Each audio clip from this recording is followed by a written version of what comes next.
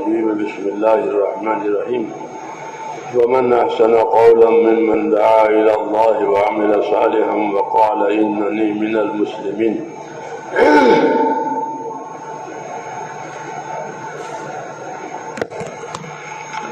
بزرگوں اور پیارے بھائیوں،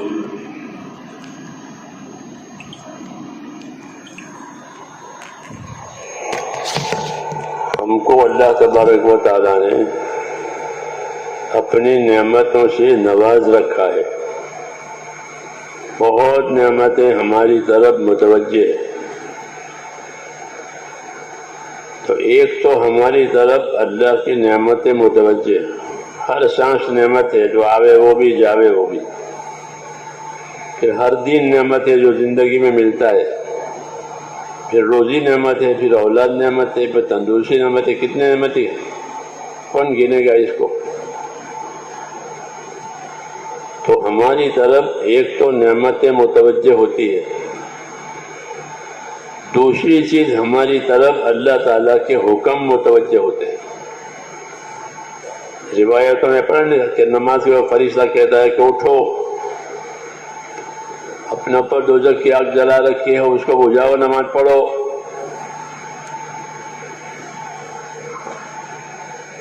تو ایک تو ہماری طرف اللہ تعالیٰ کی نعمتیں متوجہ ہوتی ہے، تو دوسرے کہ ہماری طرف اللہ تعالیٰ کے حکم متوجہ ہوتے ہیں.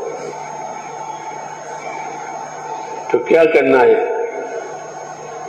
کہ نعمتوں میں شکر گزار بننا ہے اور اللہ کے حکموں میں اپنے آپ کو پابند کرنا ہے کہ نعمتوں میں شکر گزار بنو. کیونکہ نعمت کی تاثیر یہ ہے کہ وہ آدمی کو غافل کرتی ہے. نعمتوں میں غافل کرنے کی تاثیر ہے. نعمت نہیں ہوتی ہے تو آدمی اللہ کی طرف متوجہ ہوتا ہے، مانگتا ہے، اور جب نعمت آ گئی تو اس میں لگ جاتا ہے، اس کے بڑھانے میں لگ جاتا ہے، اس کے فائدہ اٹھانے میں لگ جاتا ہے.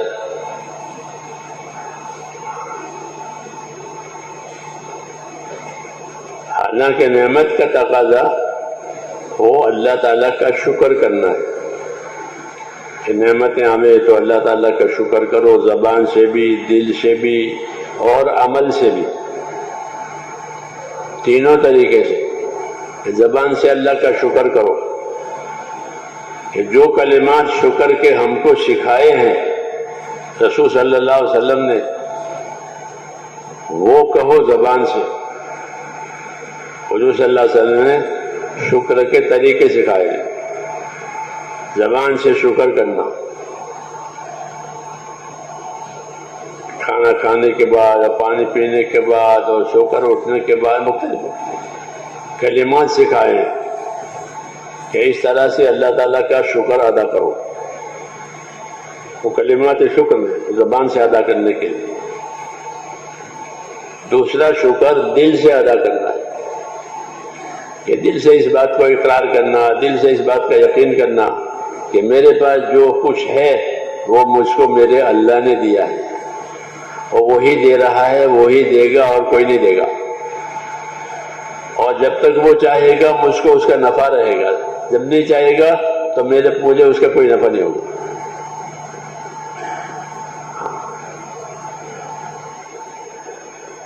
نعمت سے نفع جب ملے گا جب اللہ چاہے گا. اس لیے نعمتوں پر شکر گزار بنو. سب سے بڑی شکر گزاری یہ ہے کہ حق ادا کرے. حق ادا کرنا یہ سب سے بڑا شکر کرنا ہے. اس لیے کہ دنیا کو اللہ تعالیٰ نے حقوق ادا کرنے کی جگہ بتایا ہے کہ یہاں حقوق ادا کیے جائیں گے، اور آخرت میں کہ آخرت میں اب اس کا بدلہ ملے گا. تو دنیا کو حقوق ادا کرنے کی جگہ بتایا ہے اور آخرت کو بدلہ پانے کی جگہ بتایا. اس لیے حق بھی ادا ہو جاوے اور بدلہ بھی مل جاوے، یہ ہوئی کامیابی. حق حق ادا نہیں ہوا، بدلہ بھی نہیں ملا، یہ ناکامی ہوئی۔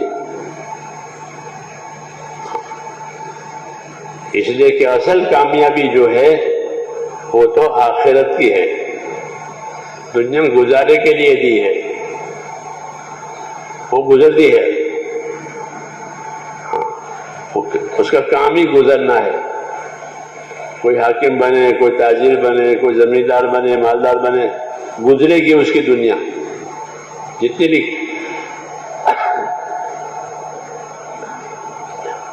لکھی ہے اتنی ہوگی، وہ گزر جائے گی۔ تو یہ گزارے کی جگہ ہے۔ اور آخرت، کہ آخرت گزارے کی جگہ نہیں ہے، بلکہ آخرت کو دار القرار بتایا ہے، یہاں رہنا ہی رہنا ہے، جانا نہیں ہے۔ آخرت وَإِنَّ الْآخِرَةَ هِيَ دَارُ الْقَرَارِ، کہ آخرت دار القرار ہے، وہاں رہنا ہی رہنا ہے، وہاں سے کہیں جانا نہیں ہے۔ کافر کو جانے نہیں دیں گے اور مومن وہاں سے جانا نہیں چاہے گا۔ کافر کو یریدون ان یخرجوا من النار وما هم بخارجین منها ولهم عذاب مقیم، کافر چاہے گا کہ عذاب میں سے نکل جائیں، کہ نہیں نکل سکتے، تمہارے لیے دائمی عذاب ہے۔ اور مومن، کہ مومن اپنی آخرت سے جانا نہیں چاہے گا۔ لا یبغون عنها حولا، کہ ایمان والا جب اپنی آخرت میں پہنچ جاتا ہے تو اس کو کامیابیاں نظر آ جاتی ہے کہ میری کامیابی ہے، اللہ مجھ سے راضی ہو گیا ہے، اس لیے وہ وہاں بھی اللہ کا شکر کرتا ہے اور یہاں بھی اللہ کا شکر کرتا ہے۔ یہی زندگی ہے کہ نعمت کو بھی پہچانے، نعمت دینے والے کو بھی پہچانے اور نعمت کا حق بھی پہچانے، نعمت کو بھی پہچانے کہ اللہ نے کتنی بڑی نعمت دی ہے۔ ایک ایک نعمت ان آدمی، ایسی آدمی کے پاس کہ اس کا بدل نہیں ہے، اس کا بدل نہیں ہے، اگر وہ ضائع ہو گئی وہ ختم، جیسے آنکھ ضائع ہو گئی اب کیا کرے گا، کان ضائع ہو گئے کیا کرے گا، پھر بدل نہیں ہے، اس کا بے بدل ہے، ہر نعمت بے بدل ہے، اس کو اللہ کا انعام کہتے ہیں، یہ بطور انعام کے دیے نعمتیں، اس لیے یہ نعمتیں دی گئی ہیں تاکہ حق ادا ہو جائے۔ اصل چیز یہی ہے کہ زندگیوں کا تعلق حقوق سے ہے، مگر ہم نے زندگیوں کا تعلق مزوں سے کر دیا ہے، مزے، کھانے کے، پینے کے، پہننے کے، اوڑھنے کے، مزے۔ جب یہ بات ہو جاتی ہے پھر حقوق ادا نہیں ہوتے، پھر اس کی ترقی کی فکر ہو جاتی ہے کہ میری دنیا میں مجھے ترقی ملے، میری دنیا کو ترقی ملے۔ اس لیے دعوت میں آخرت کو یاد دلایا جاتا ہے، دعوت اسی کی ہے کہ تم کو آخرت کے لیے پیدا کیا ہے۔ حدیث شریف میں رسول صلی اللہ علیہ وسلم نے یہی بات فرمائی کہ اللہ نے دنیا کو تمہارے لیے پیدا کیا ہے لیکن تم کو آخرت کے لیے پیدا کیا ہے۔ دنیا کسی جانور کے لیے نہیں، کسی جنات کے لیے نہیں، کسی فرشتے کے لیے نہیں، تو کس کے لیے؟ کہ دنیا کو اللہ نے انسان کے لیے پیدا کیا، یہاں کا سونا ہو، یہاں کی چاندی ہو، یہاں کے ہیرے جواہرات ہو، وہ ہر چیز اس کے لیے پیدا کی ہے۔ کتنا بڑا احسان ہے، کتنا بڑا احسان ہے کہ یہاں کی ہر چیز تمہارے لیے پیدا کر دی ہے، اور خالی پیدا نہیں کی ہے بلکہ فرمایا پیدا کر کے تمہارے کام میں لگائی ہے۔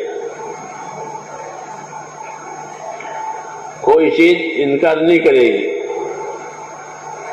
اس کے آپ کے کام سے، وہ تیار ہے۔ آپ گھوڑے پہ بیٹھ جاؤ گے تو گھوڑا فوراً چلے گا، کچھ نہیں کہہ سکتا وہ فوراً چلے گا چلو،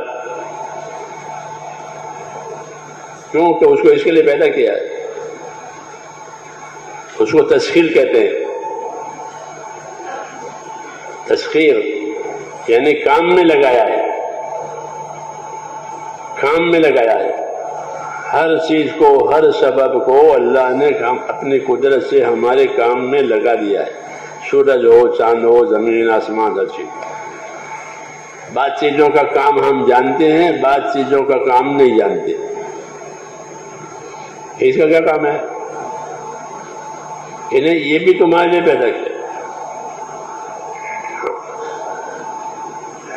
آدمی جانتا نہیں ہے، اس لیے کہتے ہیں کہ اس سے کوئی کام نہیں ہے، بیکار ہے. کہنا بیکار نہیں ہے، یہ بھی تمہارے کام کے لیے ہے. اور اس کے ذمہ جو کام کیا ہے وہ کام وہ جانتا ہے کہ میرے ذمہ کیا کام ہے. اس لیے جب اس سے وہ کام لیا جائے گا تو وہ کام کرے گا. اس کو اس کے لیے پیدا کیا ہے. تو یہ دوسری نعمت ہے. ایک تو ہمارے لیے پیدا کیا اور پھر ہمارے کام میں لگایا. تسخیر کہتے ہیں اس کو کہ تمہارے کام میں لگا دیا ہے. تو جب سارے اسباب ہمارے لیے اور ہمارے کام کے لیے، تو ہم کس کام کے لیے؟ پھر ہم کس کام کے لیے؟ کیا ہم اللہ تعالیٰ کے مہمان ہیں؟ کھاؤ پیو اور کوئی مہمان کو کوئی کام نہیں؟ انہیں ایسا نہیں ہے، بلکہ ہم کو یہ ساری نعمتیں ذمہ داریوں کے عوض میں دی ہے کہ تمہارے اوپر کچھ ذمہ داریاں ہیں، وہ ذمہ داری تم پوری کرو. یہ ساری چیزیں ہم دیں گے. جیسے نوکروں کو دیتے ہیں، گاڑی بھی دیتے ہیں، گھر بھی دیتے ہیں، تنخواہ بھی دیتے ہیں، اور بہت سی سہولتیں جتنے کام کے حساب سے اس کو دیتے ہیں کہ وہ کام کرے گا. یہ سہولت ہے اس کے لیے. یہ طریقہ ہے کہ اسباب ہمارے لیے پیدا کیے ہیں اور ہم کو اپنے حکموں کو پورا کرنے کے لیے پیدا کیا ہے. یہ دعوت ہے کہ تمام اسباب تمہارے لیے اور تم حکموں کو پیدا کرنے کے لیے، حکموں کو پورا کرنے کے لیے ہو. جس شعبے میں رہو اس شعبے کے حکم معلوم کرو اور پورا کرو. یہ ذمہ داری ہے. جس شعبے میں رہو، کہ حکومت کا شعبہ ہے کہ ٹھیک ہے حکومت کرو، پھر حکومت میں کیا ذمہ داری ہے وہ پوری کرو. تو حکومت کے راستے سے کامیابی مل جائے گی. اور حکومت میں پوری نہیں کی تو ذمہ داری کہ اللہ حکومت میں ہی ناکام بنائے گا. حکومت دے کر کے ناکام بنائے گا. اس لیے اللہ تعالیٰ نے حکومت والوں کی حالت قرآن کریم میں ذکر کیا کہ دیکھو یہ حکومت والے، ان کو حکومتیں دی تھی، ان کو عہدے دیے تھے، ان کو اختیارات دیے تھے، انہوں نے یہ کیا. جب انہوں نے یہ کیا تو یہ اپنے حکومت سے کامیاب نہیں ہوئے، بلکہ حکومت کی وجہ سے ناکام ہوئے. آج بھی وہی بات ہے. یہ نہیں کہ یہ پہلے زمانے کی باتیں ہیں، ایسا نہیں ہے. اللہ کی بات ہر وقت کی ہے، ہر وقت چلے گی. وہ میں کوئی تبدیلی نہیں ہوگی. لا تبدیل لکلمات اللہ، کہ اللہ کے کلمات میں، اللہ کی بات میں تبدیلی نہیں ہوتی کہ کبھی کچھ کہ نہیں. ایک ہی بات شروع سے لے کر آخر تک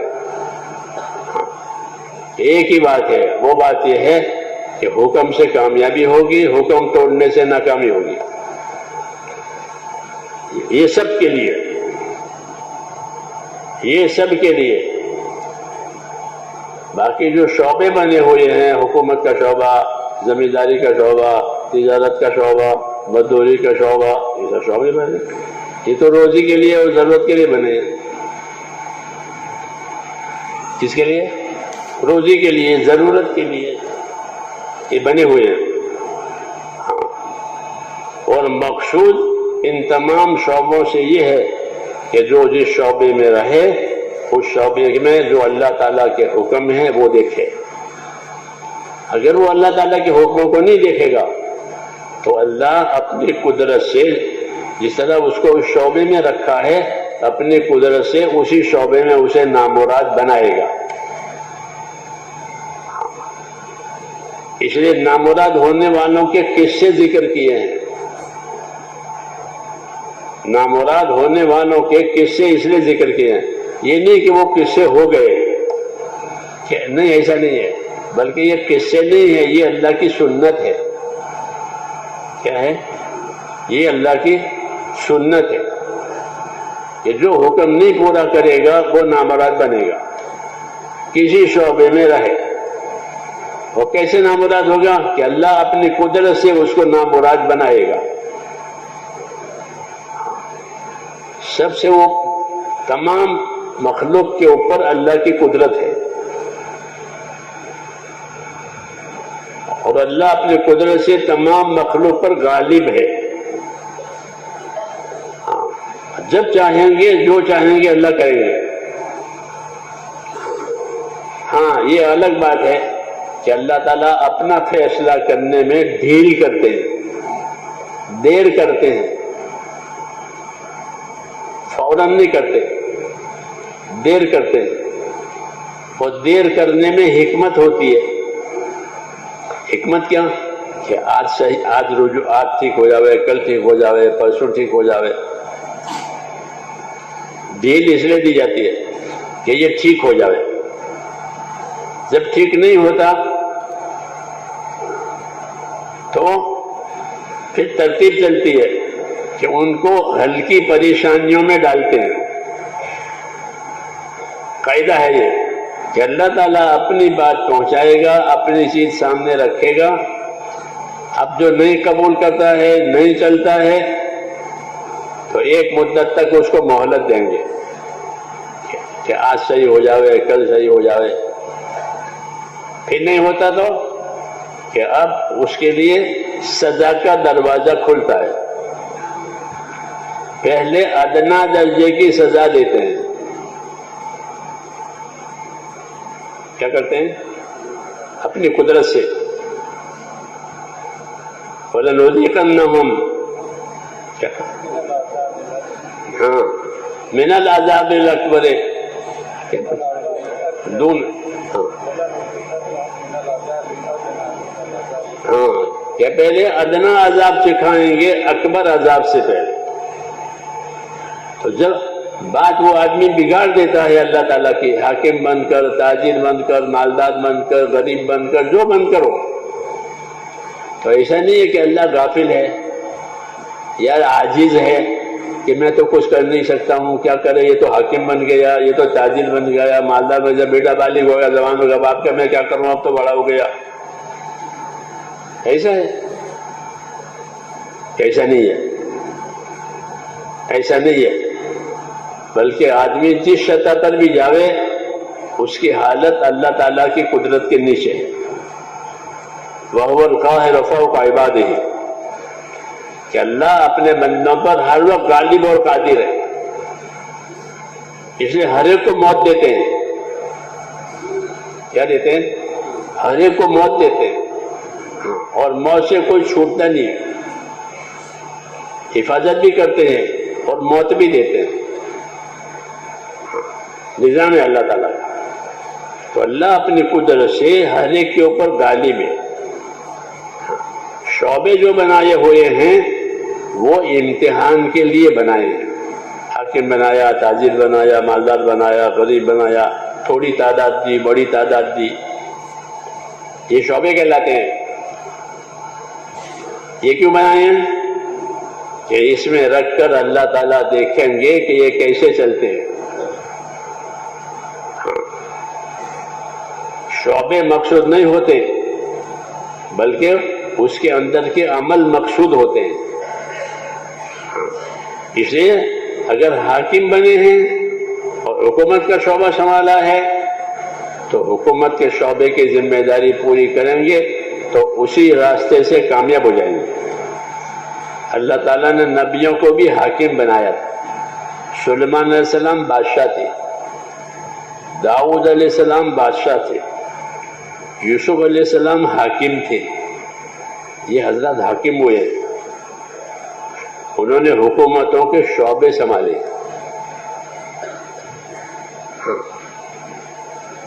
لیکن کیسے سنبھالے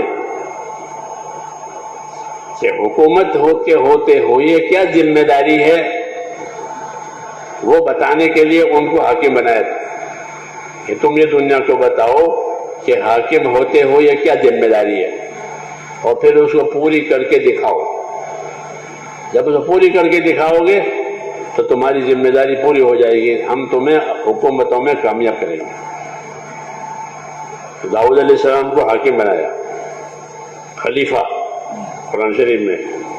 ہاں، ایسا حاکم بنایا داؤد علیہ السلام کو کہ سارے بنی اسرائیل ان کے ہاتھ پر متفق ہو گئے۔ بنی اسرائیل کے نبیوں میں سے ہے داؤد علیہ السلام، ورنہ بنی اسرائیل کسی پر متفق نہیں ہوتے، وہ ضدی ہیں اب تک۔ جی ہاں، جی ہاں، ان کی ضد ہے، اللہ کی نہیں ماننے، باقی سب کی ماننے، یہ ان کی ضد ہے، اور ابھی تک ہے۔ تو نبیوں سے ضد کرتے رہتے، لیکن داؤد علیہ السلام کے ہاتھ پر کسی نے ضد نہیں کی، سب ان کی تابعداری میں آ گئے۔ ایسا حاکم بنایا۔ پھر داؤد علیہ السلام نے اپنی حکومت چلائی، ان کو زبور ملی تھی، تو زبور کی تبلیغ بھی کرتے تھے، زبور کی تعلیم بھی دیتے تھے، زبور کی روشنی میں عبادت بھی کرتے تھے، اور اپنی حکومت بھی کرتے تھے۔ اس لیے ان کو حکومت دے کر اللہ نے کامیاب کیا اور دنیا والوں کو نمونہ بتایا کہ یہ طریقہ ہے، اور بڑی حکومت تھی۔ جی، سلیمان علیہ السلام کی حکومت ان سے بھی بڑی تھی، جناتوں پر، فرشتوں اور پرندوں پر، ہواؤں پر ان کا قبضہ تھا، اللہ نے دیا تھا۔ تو انہوں نے اپنی زندگیاں اس شعبے میں ایسے بنائی، تابعداری والی، تو اللہ نے ان کو کامیاب کیا اپنے شعبوں میں، تاکہ دنیا والوں کو نمونہ ملے کہ حکومت کے شعبے میں اس طرح رہتے ہیں، انصاف کے ساتھ، احسان کے ساتھ، حقوق کی ادائیگی کے ساتھ، ہاں، کہ کسی پر کوئی ظلم نہ ہو، ہر ایک کا حق پہنچ جائے۔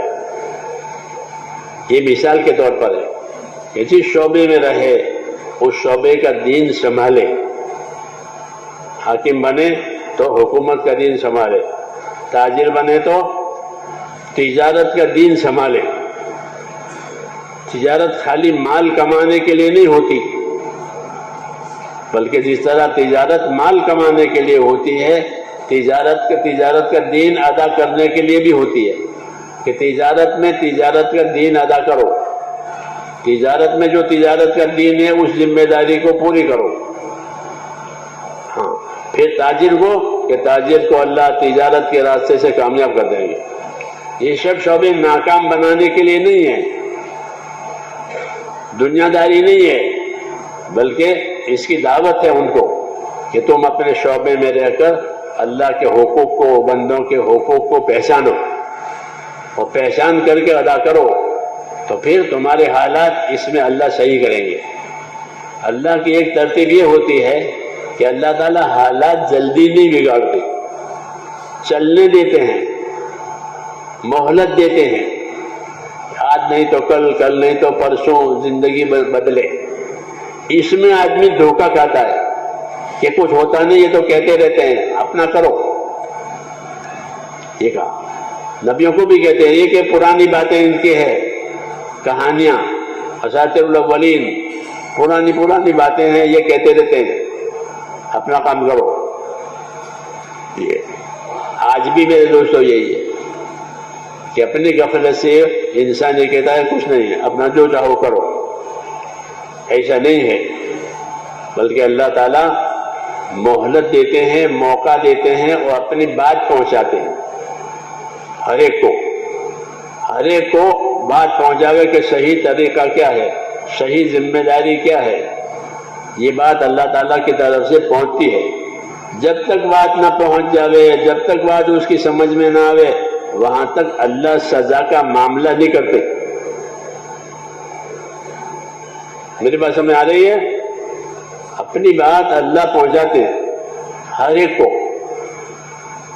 پھر وہ نہیں مانتا، اب بات بدلے گی. اس لیے کہا وَمَا كُنَّا مُعَذِّبِينَ حَتَّى نَبْعَثَ رَسُولًا. جب تک ہم اپنا پیغام رسولوں کے ذریعے سے نہ پہنچانے وہاں تک ہم سزا نہیں دیتے. پہلے ہماری بات پہنچ جائے، صحیح صورت سامنے آ جائے، پھر دیکھتے ہیں کہ عمل کرتا ہے کہ نہیں کرتا. ہاں، اگر عمل کرتا ہے تو اسی شعبے میں اس کو اپنی قدرت سے کامیاب کرتے ہیں. عمل نہیں کرتا ہے بلکہ حکم توڑتا ہے، حکم چھوڑتا ہے، تو اس کو موقع دیں گے سمجھنے کا، عمل کرنے کا. پھر جب اس کی نافرمانی ایک حد پر پہنچ جاتی ہے، پھر اللہ تعالیٰ ان کے حالات کو توڑتے ہیں. ہاں، کوئی بھی ہو کہ اب ان کی نافرمانی ایک حالت پر پہنچ گئی ہے، ان کا فساد ایک حد پر پہنچ گیا ہے. جب ان کا فساد، ان کا ظلم، ان کا بگاڑ ایک حد پر پہنچ جاتا ہے، پھر اللہ تعالیٰ ناکامیاں ڈالتے ہیں. پہلے ادنا درجے کی ناکامی ڈالیں گے تاکہ سمجھ جائے. موسیٰ علیہ السلام کو اللہ تعالیٰ نے حاکموں کے لیے بنایا تھا، اپنی قوم کے لیے بھی اور حکومت والوں کے لیے بھی. دعوت کہ ان کو بات جا کے سمجھاؤ، ان کو زندگی کی ذمہ داری سمجھاؤ. ہاں، یہ فرعون ہے، یہ حامان ہے، یہ قارون ہے، یہ ملک و مال والے کہلاتے ہیں.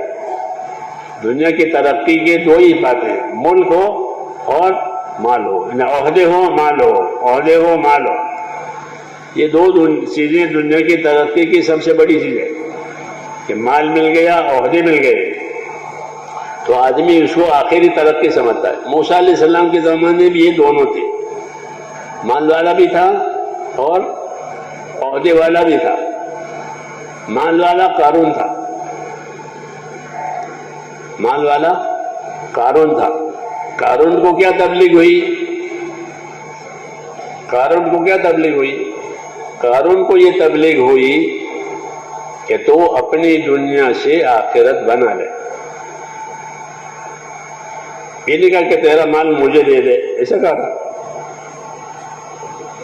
کہ نبی ایسا نہیں کہہ سکتا کہ تیری چیز مجھے دے دے. حاکم تو کہے گا کہ تیرا ہے وہ ہمارا ہے. تاجر یہ دوسروں سے اپنا مال کمانا، یہ نبی نہیں کہے گا. نبی زندگی کی ذمہ داری سمجھائے گا. تبلیغ اس کو کہتے ہیں. تبلیغ کس کو کہتے ہیں؟ چلے میں چلے جانے کو کہ نہیں، تبلیغ کہتے ہیں زندگی کی ذمہ داری سمجھ کر پورا کرنے کو کہ میری زندگی کی کیا ذمہ داری ہے، میں جس حال میں ہوں اس حال کی کیا ذمہ داری ہے، اس کو سمجھنا، اس کو سمجھانا، یہ تبلیغ. تو قارون کے پاس مال تھا، موسیٰ علیہ السلام کا رشتہ دار تھا، رشتہ داری تھی، اس کے پاس مال تھا، تو اس کو مال کی لائن کی تبلیغ کی. کیا تبلیغ کی؟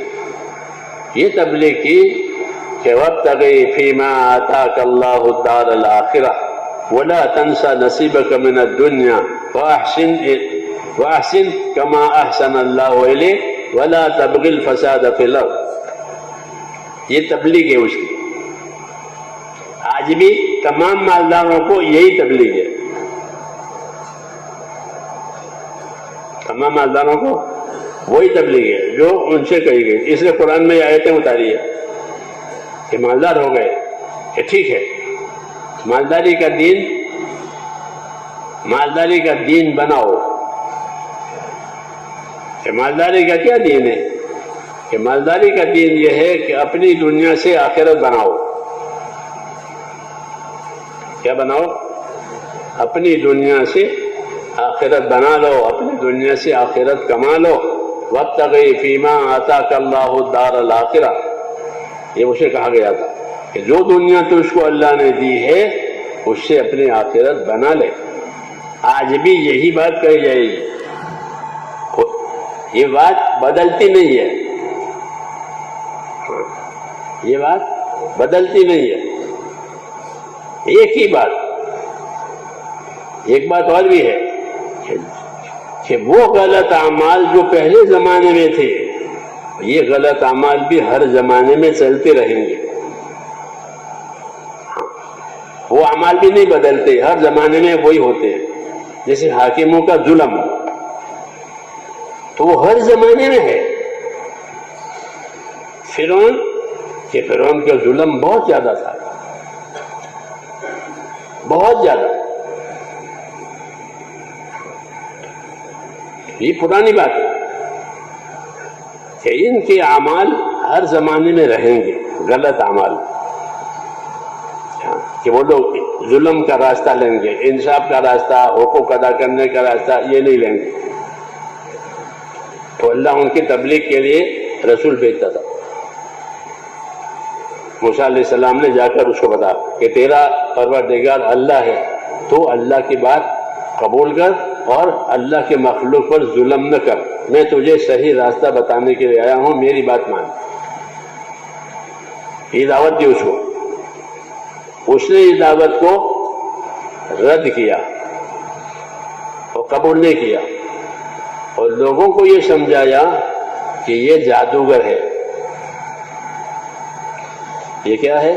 یہ جادوگر ہے، یہ جادو سے ہم پر قبضہ کرنا چاہتا ہے، ہماری حکومت لینا چاہتا ہے. جو چیز ہمارے پاس ہے اس پر قبضہ کرنا چاہتا ہے. ہمیشہ یہ لوگ اسی طرح ڈرتے رہے کہ ہماری چیز یہ لے لیں گے. ہاں، تو یہ کہا کہ یہ دونوں بھائی ہمارے اوپر قبضہ کرنا چاہتے ہیں، اس لیے کوئی ان کی بات نہ سنے. یہ پاگل ہیں، یہ پاگل ہیں، یہ جادوگر ہیں، ان میں عقل نہیں ہے. یہ بات باطل کا ایک طریقہ یہ ہوتا ہے کہ وہ حق والوں کی اہمیت گھٹاتے ہیں تاکہ لوگ ان کی بات نہ مانیں. ہاں، ان کی اہمیت گھٹاؤ، ان کو بدنام کرو. یہ طریقہ ہے ہر زمانے میں کہ حق والوں کو بدنام کرو تاکہ لوگ ان سے کٹے رہے. کیونکہ لوگ تو تحقیق کرتے نہیں ہیں، تو یہ کرتے ہیں کہ موسیٰ جادوگر ہے، یہ جادوگر ہے، اس کے ہاتھ پر معجزے ظاہر ہوتے ہیں، یہ جادوگر ہے اور یہ ہماری حکومت پر قبضہ کرنا چاہتا ہے، یہ اور اس کا بھائی. ہاں، اس لیے تم لوگ اس سے ہوشیار رہو. حالانکہ کوئی نبی جو دنیا میں آیا ہے اس نے کبھی دنیا والوں سے ان کی دنیا پر نگاہ ہی نہیں ڈالی کہ مجھے تیری دنیا چاہیے، کہ ہم کو تمہاری دنیا نہیں چاہیے، تمہاری دنیا اپنے پاس رکھو. مولانا یوسف صاحب یہی کہتے تھے کہ ہم حکومت نہیں چاہتے کہ ہم کو حکومت ملے، مگر ہم یہ چاہتے ہیں حکومت والی ہم سے پوچھ کر حکومت کرے تو ہم ان کا صحیح راستہ بتائیں گے. کہ ہم حاکم بننا نہیں چاہتے، لیکن کیا یہ ہم سے پوچھے کہ صحیح راستہ کیا ہے تو ہم تو اس کو صحیح راستہ بتائیں گے. جیسے ڈاکٹر علاج بتاتا ہے کہ آپ کا علاج یہ ہے، آپ کی بیماری کا علاج یہ ہے تاکہ آپ تندرست رہو. ایسے ہی نبی ان کی خامیاں، ان کی خرابیاں ان کی شعبے میں سے دور کرنا چاہتے کہ تمہارے شعبے میں کوئی خرابی نہ آئے. موسیٰ علیہ السلام یہ کہتے کہ تو نے مخلوق پر بہت ظلم کر رکھا ہے، تو اللہ سے ڈر اور اللہ کا بندہ بن. یہ کہا تھا اسے، مخلوق پر ظلم مت کر، ان کو تو نے بہت دبا رکھا ہے، یہ نہ کر. تو یہ بات اس کو گوارا نہیں تھی، اس لیے اس نے موسیٰ علیہ السلام کے خلاف بہت سی باتیں چلائی. تو نبیوں کا طریقہ یہ ہے کہ وہ مقابلہ کرنے کے بجائے صبر کرتے ہیں. کیا کرتے ہیں؟ صبر کرتے ہیں. صبر کرو، صبر کرو، صبر کرو. اپنی قوم سے بھی کہتے ہیں موسیٰ علیہ السلام کہ تم صبر کرو اور اپنے دین پر قائم رہو، اللہ تعالیٰ حالات بدلنے والے ہیں. موسیٰ علیہ السلام کے قوم نے موسیٰ علیہ السلام سے یہ کہا کہ آپ دعوت لے کر آئے تب بھی ہم تو پریشانی میں ہیں، اور آپ نہیں تھے تب بھی پریشانی میں ہم تو تھے. اوذینا من قبل ان تاتینا ومن بعد ما جئتنا، کہ آپ کی دعوت تبلیغ نہیں تھی تب بھی ہم تو ظلم میں تھے، آپ کی دعوت تبلیغ ہوئی تو بھی ہم ظلم میں.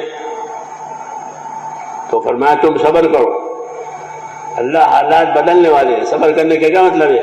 صبر کرنے کا مطلب یہ ہوتا ہے کہ جو کام تمہارے ذمے ہے اس پر خاموشی کے ساتھ قائم رہو، پابند رہو. جب تمہاری پابندی وہاں تک پہنچ جائے گی جتنی اللہ چاہتے ہیں. یہ قاعدہ ہے کہ پابند ہونے والوں کی پابندیاں، قربانی دینے والے کی قربانیاں اس حد پر پہنچ جائے گی جو حد اللہ چاہتے ہیں، تو فیصلہ ہو جائے گا. ہم جلدی کرتے ہیں کہ ابھی ہو جاوے، ابھی ہو جاوے. ایسا نہیں ہوگا. ایک مقدار ہے. حضور صلی اللہ علیہ وسلم صحابہ سے بھی یہی کہتے تھے. صحابہ نے شکایت کی تھی کہ ہم بہت پریشان ہیں، بڑا ظلم ہے، بڑی بھوک ہے، بڑی تنگی ہے، بڑا خوف ہے، آرام نہیں ہے، آپ دعا کیوں نہیں کرتے؟ یہ کہہ رہے آپ دعا کیوں نہیں فرماتے؟ آپ مدد کیوں نہیں اترواتے؟ یہ شکایت لائے تھے، اور لانی بھی چاہیے. بڑوں کے پاس تو شکایت لے کر جا سکتے ہیں، بچے باپ کے پاس جاتے تھے کہ ہو گیا یہ ہو گیا. تو حضور صلی اللہ علیہ وسلم نے ان کو کیا جواب دیا؟ حضور صلی اللہ علیہ وسلم نے ان کو تسلی کا جواب نہیں دیا بلکہ ذمہ داری کا جواب دیا. کیا جواب دیا؟ ذمہ داری کا جواب. ایک تو تسلی ہے کہ دیکھو بھائی اچھا ہو جائے گی، سر پر ہاتھ پھیر دیا، ایسا نہیں کیا، بلکہ یوں فرمایا کہ کیا بات کرتے ہو، تم سے پہلے زمانے کے لوگوں پر تو اتنی تکلیف آئی تھی کہ ان کو لوگوں نے آرے سے سیدھا چیر دیا تھا، 2 ٹکڑے ہو گئے، اور لوہے کی کنگھیوں سے ان کو چھیل دیا گیا. تمہارے ساتھ ایسا ہوا ہے کہ نہ؟ ایسا تو نہیں ہوا. کہ تمہارا معاملہ تو ہلکا ہے، کہ تم کو بھوک ہے، خوف ہے. یہ بات تربیت کی بات کہلاتی ہے. کس کی؟ تربیت کی بات، کہ تمہارا معاملہ ہلکا ہے. باقی رہا تمہاری حالت بے شک دکھی ہے، تو فرمایا گھبراؤ مت، حالات بدلنے والے ہیں. آج بھی ہم یہی کہیں گے کہ کوئی نہ گھبراوے، حالات بدلنے والے ہیں. ہاں، نبی کی بات وقتی نہیں ہوتی، وقتی نہیں ہوتی. ٹائم پر ایک بات کہنا اصولی ہوتی ہے. کیا ہوتی ہے؟ اصولی بات. اصولی بات بدلتی ہے؟ اصولی بات نہیں بدلتی، وہ ہر زمانے میں رہتی ہے. جیسے کہ بھائی پانی سے زندگی ہے، پانی نہیں ہے تو آدمی مر جائے گا، حیوان بھی مر جائے گا، جانور بھی سوکھ جائیں گے، وہ درخت بھی سوکھ جائیں گے. پانی سے حیات ہے، اصولی بات ہے، تو یہ بدلتی نہیں ہے. ایسے ہی نبی کی بات ہوتی. تو حضور نے فرمایا کہ تم تو جلدی کر رہے ہو، شکایت لائے تھے، تو شکایت کے جواب میں تربیت کا جواب دیا کہ تم سے پہلے زمانے کے لوگوں کو تو اتنے ایذاء ہوئے کہ ان کو چیرا ہے آرے سے، اور لوہے کی کنگھیوں سے ان کو چھیلا ہے. تمہارے ساتھ ایسا ہوا ہے کہ نہ؟ ہمارے ساتھ ایسا تو نہیں ہوا. پھر تمہارا معاملہ ہلکا ہے. باقی تم پریشانی میں ہو تو تم گھبراؤ مت، حالات بدلنے والے ہیں، کہ اللہ کے دستور ہے کہ اللہ حالات کو بدلتے ہیں۔ تلک الایام نداولها بین الناس، یہ اصول ہے اللہ کا کہ یہ حالات ہیں جو ہم لوگوں کے درمیان میں بدلتے ہیں۔ کسی کو اوپر لے گئے، پھر اس کو نیچے لائے، تو بچے وہ جھولے ہوتے ہیں نا، جھولے وہ یوں ہو جاتے ہیں، بچے کھیلتے ہیں تو وہ بچے اوپر چلے گئے، وہ نیچے والے دیکھو ہم اوپر آ گئے، پھر نیچے والے اوپر چل جاتے تو وہ کہتے دیکھو ہم اوپر آ گئے۔ یہ مثال ہے، تداول ایام اس کو کہتے ہیں۔ کیا کہتے ہیں؟ تلک الایام نداولها بین الناس، کہ یہ حالات ہیں جو ہم لوگوں کے درمیان میں بدلتے رہتے ہیں۔ یہ قانون ہے کہ اوپر لے گئے اللہ، پھر تو اب نیچے بھی لائیں گے۔ تو حالات کا بدلنا اور حالات کا ہونا یہ اصل نہیں ہے، یہ تو امتحان کے لیے اللہ تعالیٰ حالات لاتے ہیں کہ لوگ اس حال میں رہ کر کیا عمل کرتے ہیں۔ اگر ان کے عمل صحیح ہوتے ہیں تو ان کا نتیجہ اللہ صحیح لاتا ہے، اگر ان کے عمل غلط ہوتے ہیں تو پھر ان کا نتیجہ ایسا آتا ہے جو ان کو بھگتنا پڑتا ہے۔ یہ کیوں؟ کہ انہوں نے زندگی اپنی اس شعبے میں ایسی بنائی، نبی نے جو راستہ بتایا تھا وہ نہیں کیا، تو ایک مدت تک چلنے دیتے ہیں، یہاں تک کہ وہ یہ سمجھتا ہے کہ کچھ نہیں ہوگا، جو ہم چاہیں گے وہ ہوگا۔ تو یہ اپنے مال میں، اپنے عہدوں میں، اپنی چیزوں میں بگڑتے ہیں، اور جب ان کا بگاڑ حد تک پہنچ جاتا ہے تو پھر اللہ تعالیٰ ان پر اپنی قدرت کا ہاتھ ڈالتے ہیں۔ یہ ہوتا ہے۔ اس طرح قربانی والے بھی کہ جو بگڑتے نہیں ہیں بلکہ اپنے آپ کو بناتے ہیں، ایمان کے راستے سے، اعمال کے راستے سے، اخلاق کے راستے سے، قربانی کے راستے سے اپنے آپ کو بناتے ہیں، اور اس میں وہ اپنے آپ کو چلاتے ہیں اور مال جان لگاتے ہیں۔ ان کا مال جان لگنا جب ایک حد تک پہنچ جاتا ہے جو حد اللہ چاہتے ہیں، تو پھر اب فیصلہ ان کے حق میں آتا ہے۔ یہ طریقہ ہے۔ حضور صلی اللہ علیہ وسلم نے صحابہ کو یہ طریقہ بتایا کہ تم تو جلدی کرتے ہو، حالات بدلنے والے ہیں، حالات بدلنے والے ہیں، تم جلدی کر رہے ہو، اللہ اپنی ترتیب سے حالات کو بدلے گا، تم جلدی نہ کرو۔ تو ایسا ہوتا ہے۔ تو بدلنے کے مطلب ہے کہ بگڑنے والوں کا بگاڑ اپنے حد تک پہنچ گیا کہ اب اللہ ان کو نہیں چھوڑے گا۔ فَلَمَّا آسَفُونَا انتَقَمْنَا مِنْهُمْ فَأَغْرَقْنَاهُمْ أَجْمَعِينَ۔ فرعون کے بارے میں کہا اور اسی قوم کے بارے میں کہا کہ انہوں نے جب ہم کو ناراض کیا، ہم کو غصہ دلایا، تو ہم نے ان سے بدلہ لیا اور ان سب کو ہلاک کر دیا۔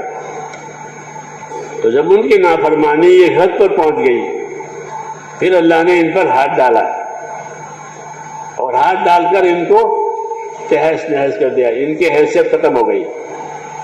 ایسے ہی دینداروں کی بات بھی ہے کہ دیندار اپنی محنت میں، اپنی قربانی میں، اپنے اخلاص میں، اپنی عبادت میں ایک حد پر پہنچ جائیں گے جو حد اللہ تعالیٰ چاہتے ہیں، تو پھر ان کے حالات پر اللہ تعالیٰ رحم کی نظر ڈال کر ان کو کامیاب کرے گا۔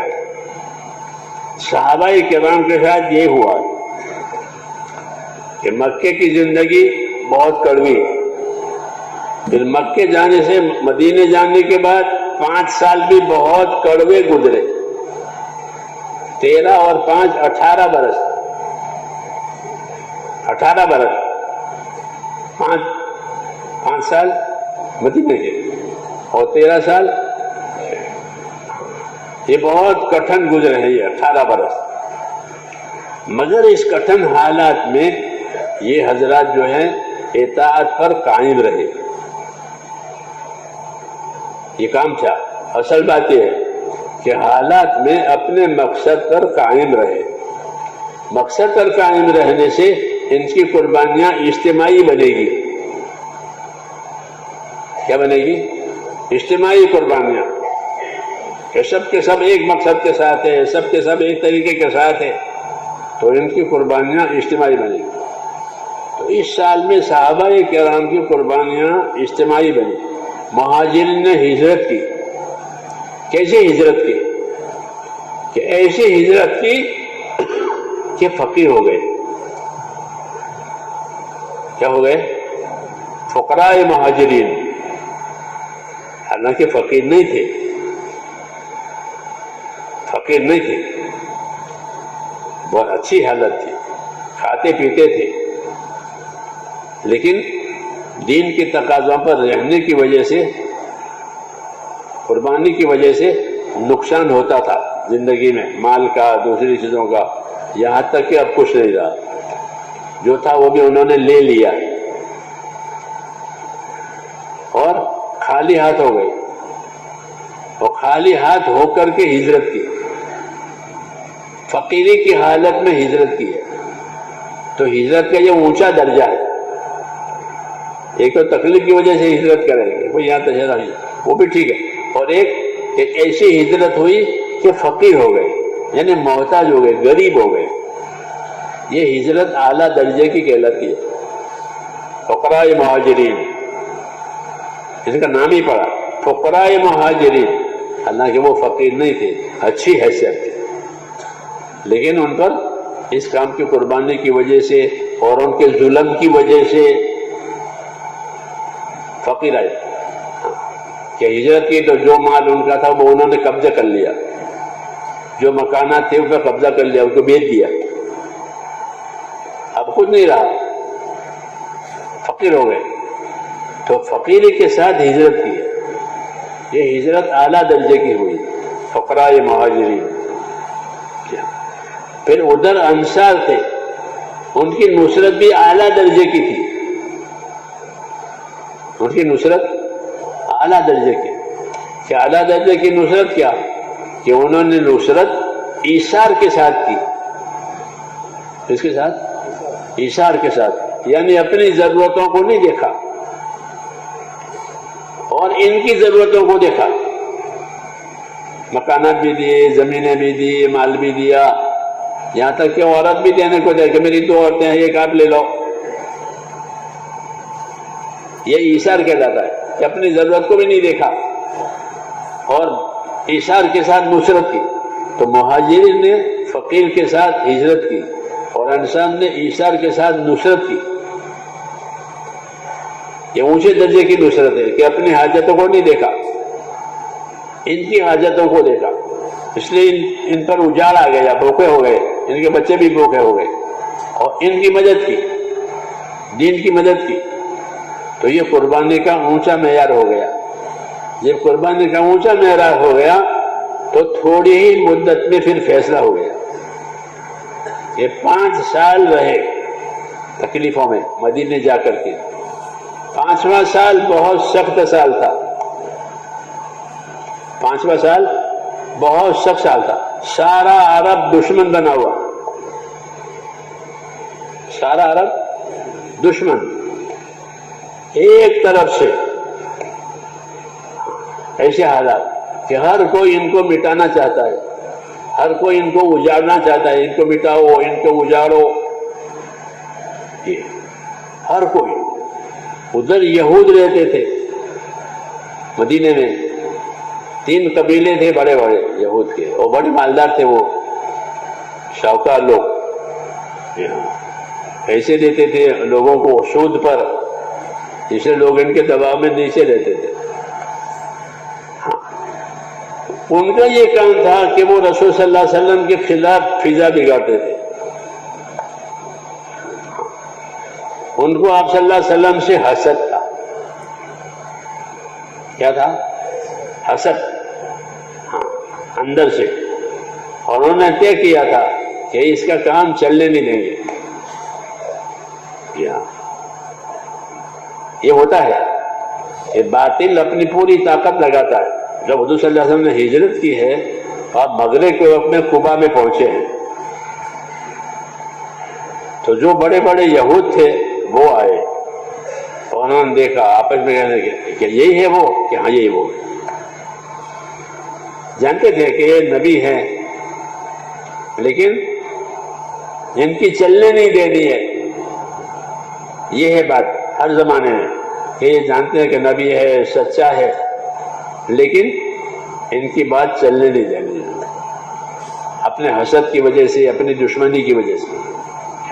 کہ اچھی جماعت ہے ان کی، جماعت بھی بہت سارے ہیں کیونکہ ایمان والے ہیں، اخلاص والے ہیں، اخلاق والے ہیں، یہ وہ جانتے تھے، وہ ان کے ساتھی بھی ایسے، لیکن ان کی بات چلنے نہیں دینی ہے۔ یہ ہر زمانے میں ہوتا ہے کہ بات بھی ٹھیک ہے، کام بھی ٹھیک ہے، لیکن ان کو چلنے نہیں دینا ہے۔ یہ ہر زمانے میں ہوتا ہے۔ حضور صلی اللہ علیہ وسلم کے ساتھ وہ ہوا جو پہلے ہوا تھا، ہمارے ساتھ وہ ہوا جو حضور صلی اللہ علیہ وسلم کے ساتھ ہوا۔ یہ طریقہ ہے۔ جو غلط اعمال پہلے سے چلے آ رہے ہیں وہ چلتے رہیں گے، وہ مٹتے نہیں ہیں۔ جیسے جو صحیح کام پہلے سے نبیوں کا چلا آ رہا ہے وہ بھی چلا آ رہا ہے، وہ بھی مٹتا نہیں ہے، وہ بھی چلتا رہتا ہے۔ اس طرح دنیا ایک اکھاڑا ہے، کیا ہے؟ صحیح والوں کا اور غلط والوں کا۔ کہ وہ غلط والے غلط چلائیں گے تو صحیح والے اپنی صحیح چلائیں، صبر کے ساتھ، نرمی کے ساتھ، اخلاق کے ساتھ یہ چلاؤ۔ چھوڑے نہیں اپنی بات، چھوڑے نہیں اپنا کام، تو پھر ان کی قربانیاں بڑھتے بڑھتے بڑھتے ایک مقدار پر پہنچتی ہے جو اللہ چاہتے ہیں۔ جب اس مقدار پر پہنچ جائے گی تو حالات کو اللہ اپنے قدرت سے بدل دے گا۔ یہ طریقہ ہے۔ یہی بات حضور صلی اللہ علیہ وسلم اپنے ساتھیوں کو سمجھانا چاہتے تھے کہ تم جلدی کر رہے ہو، حالات بدلنے والے ہیں۔ آج بھی یہی بات کہی جائے گی کہ تم جلدی نہ کرو، اپنا کام پورا کر کے اللہ تعالیٰ کو بتاؤ، اخلاص کے ساتھ، دعاؤں کے ساتھ۔ پھر آج بھی وہی اللہ ہے جو اس وقت تھا، جس طرح اس وقت اپنے قدرت سے کیا تھا، آج بھی وہ اپنے قدرت سے کرنے والا ہے۔ وہ تو یہ سمجھانا چاہتے ہیں کہ تم تو جلدی کر رہے ہو، حالات بدلنے والے ہیں۔ آج بھی یہی بات کہی جائے گی کہ تم جلدی نہ کرو، حالات کیسے بدلیں گے کہ ہم نہیں جانتے، ہم نہیں جانتے، ہمارے پاس کوئی علم نہیں ہے، اللہ اپنی قدرت سے کرے گا۔ تو حضور صلی اللہ علیہ وسلم نے اپنے صحابہ کرام کو اپنی ذمہ داریوں پر قائم رہنے کی تلقین کی کہ جو جو ذمہ داری تمہارے اوپر ڈالی گئی ہے دین کے لحاظ سے، عبادت کی، اطاعت کی، نصرت کی اور محنت کی، اس پر تم قائم رہو۔ جب اس پر تمہاری محنت ایک حد کو پہنچ جائے گی تو پھر اللہ تعالیٰ کا فیصلہ آئے گا۔ کیا فیصلہ آئے گا کہ ہم نہیں جانتے، لیکن آئے گا۔ ہر نبی اس طرح کہتا تھا کہ اگر بگڑو گے تو بگاڑ کے لحاظ کا فیصلہ آئے گا، سزا کا فیصلہ آئے گا، اور بنو گے تو انعام کا فیصلہ آئے گا کہ تم بن گئے اپنی قربانیوں میں، اپنے اخلاص میں، اپنی عبادت میں، اپنے کام میں، تو تمہارے لیے کہ مدد کا فیصلہ آئے گا۔ مدد کے فیصلے میں یہ ہوتا ہے کہ جو مخالف تھے اللہ تعالیٰ ان کو ہی لے آئیں گے ہدایت دے کر کے، جیسے حضور صلی اللہ علیہ وسلم کے ساتھ ہوا کہ جو لوگ حضور صلی اللہ علیہ وسلم مخالف تھے، آپ کی قربانیوں کی وجہ سے جو مخالف تھے وہی ساتھ دینے کے لیے تیار ہو گئے۔ خالد بن ولید رضی اللہ عنہ وہ بہت طاقتور آدمی تھے اور بہت مخالف تھے۔ آپ ان کی زندگی پڑھو، بہت وہ اس کا موقع تلاش کرتے تھے کہ کوئی موقع ملے تو آپ کو ختم کریں، اس میں رہتے تھے وہ تھے بھی بہت طاقتور۔ اللہ تعالیٰ نے ان کو بڑی طاقت دی تھی۔ موتا کی جنگ میں 6 تلواریں ان کے ہاتھ سے ٹوٹی ہے۔ تلوار ٹوٹے، لکڑی کی ہوتی ہے نا، وہ تو لکڑی کی ہوتی ہے نا، اتنی طاقتور ہے۔ تو وہ آپ کے کسی طرح آپ کو ختم کرنا ہے، اور اللہ کی قدرت ہے کہ جو ختم کرنے کے لیے پیدا ہوا یہ ختم اس کے ہاتھ سے نہیں ہوگا، جو اللہ چاہے گا وہ ہوگا۔ ورنہ یہ حضور صلی اللہ علیہ وسلم کو ختم کرنا چاہتے تھے کہ موقع نہیں ہے تو جب یہ نماز پڑھے تب حملہ کرو، یوں کہتے تھے۔ کہ نماز تو چھوڑتے نہیں ہیں اپنی، ہر وقت کی نماز پڑھتے ہیں، جب یہ نماز میں شریک ہو جائیں اور سب باندھ کے کھڑے ہو جائیں تب ان پر چوپ پڑو، یہ کہتے تھے۔ اللہ تعالیٰ نے خبر دی کہ اللہ تعالیٰ نے ان کو صلاۃ الخوف کا طریقہ بتایا ہے، خوف کی نماز پڑھنا۔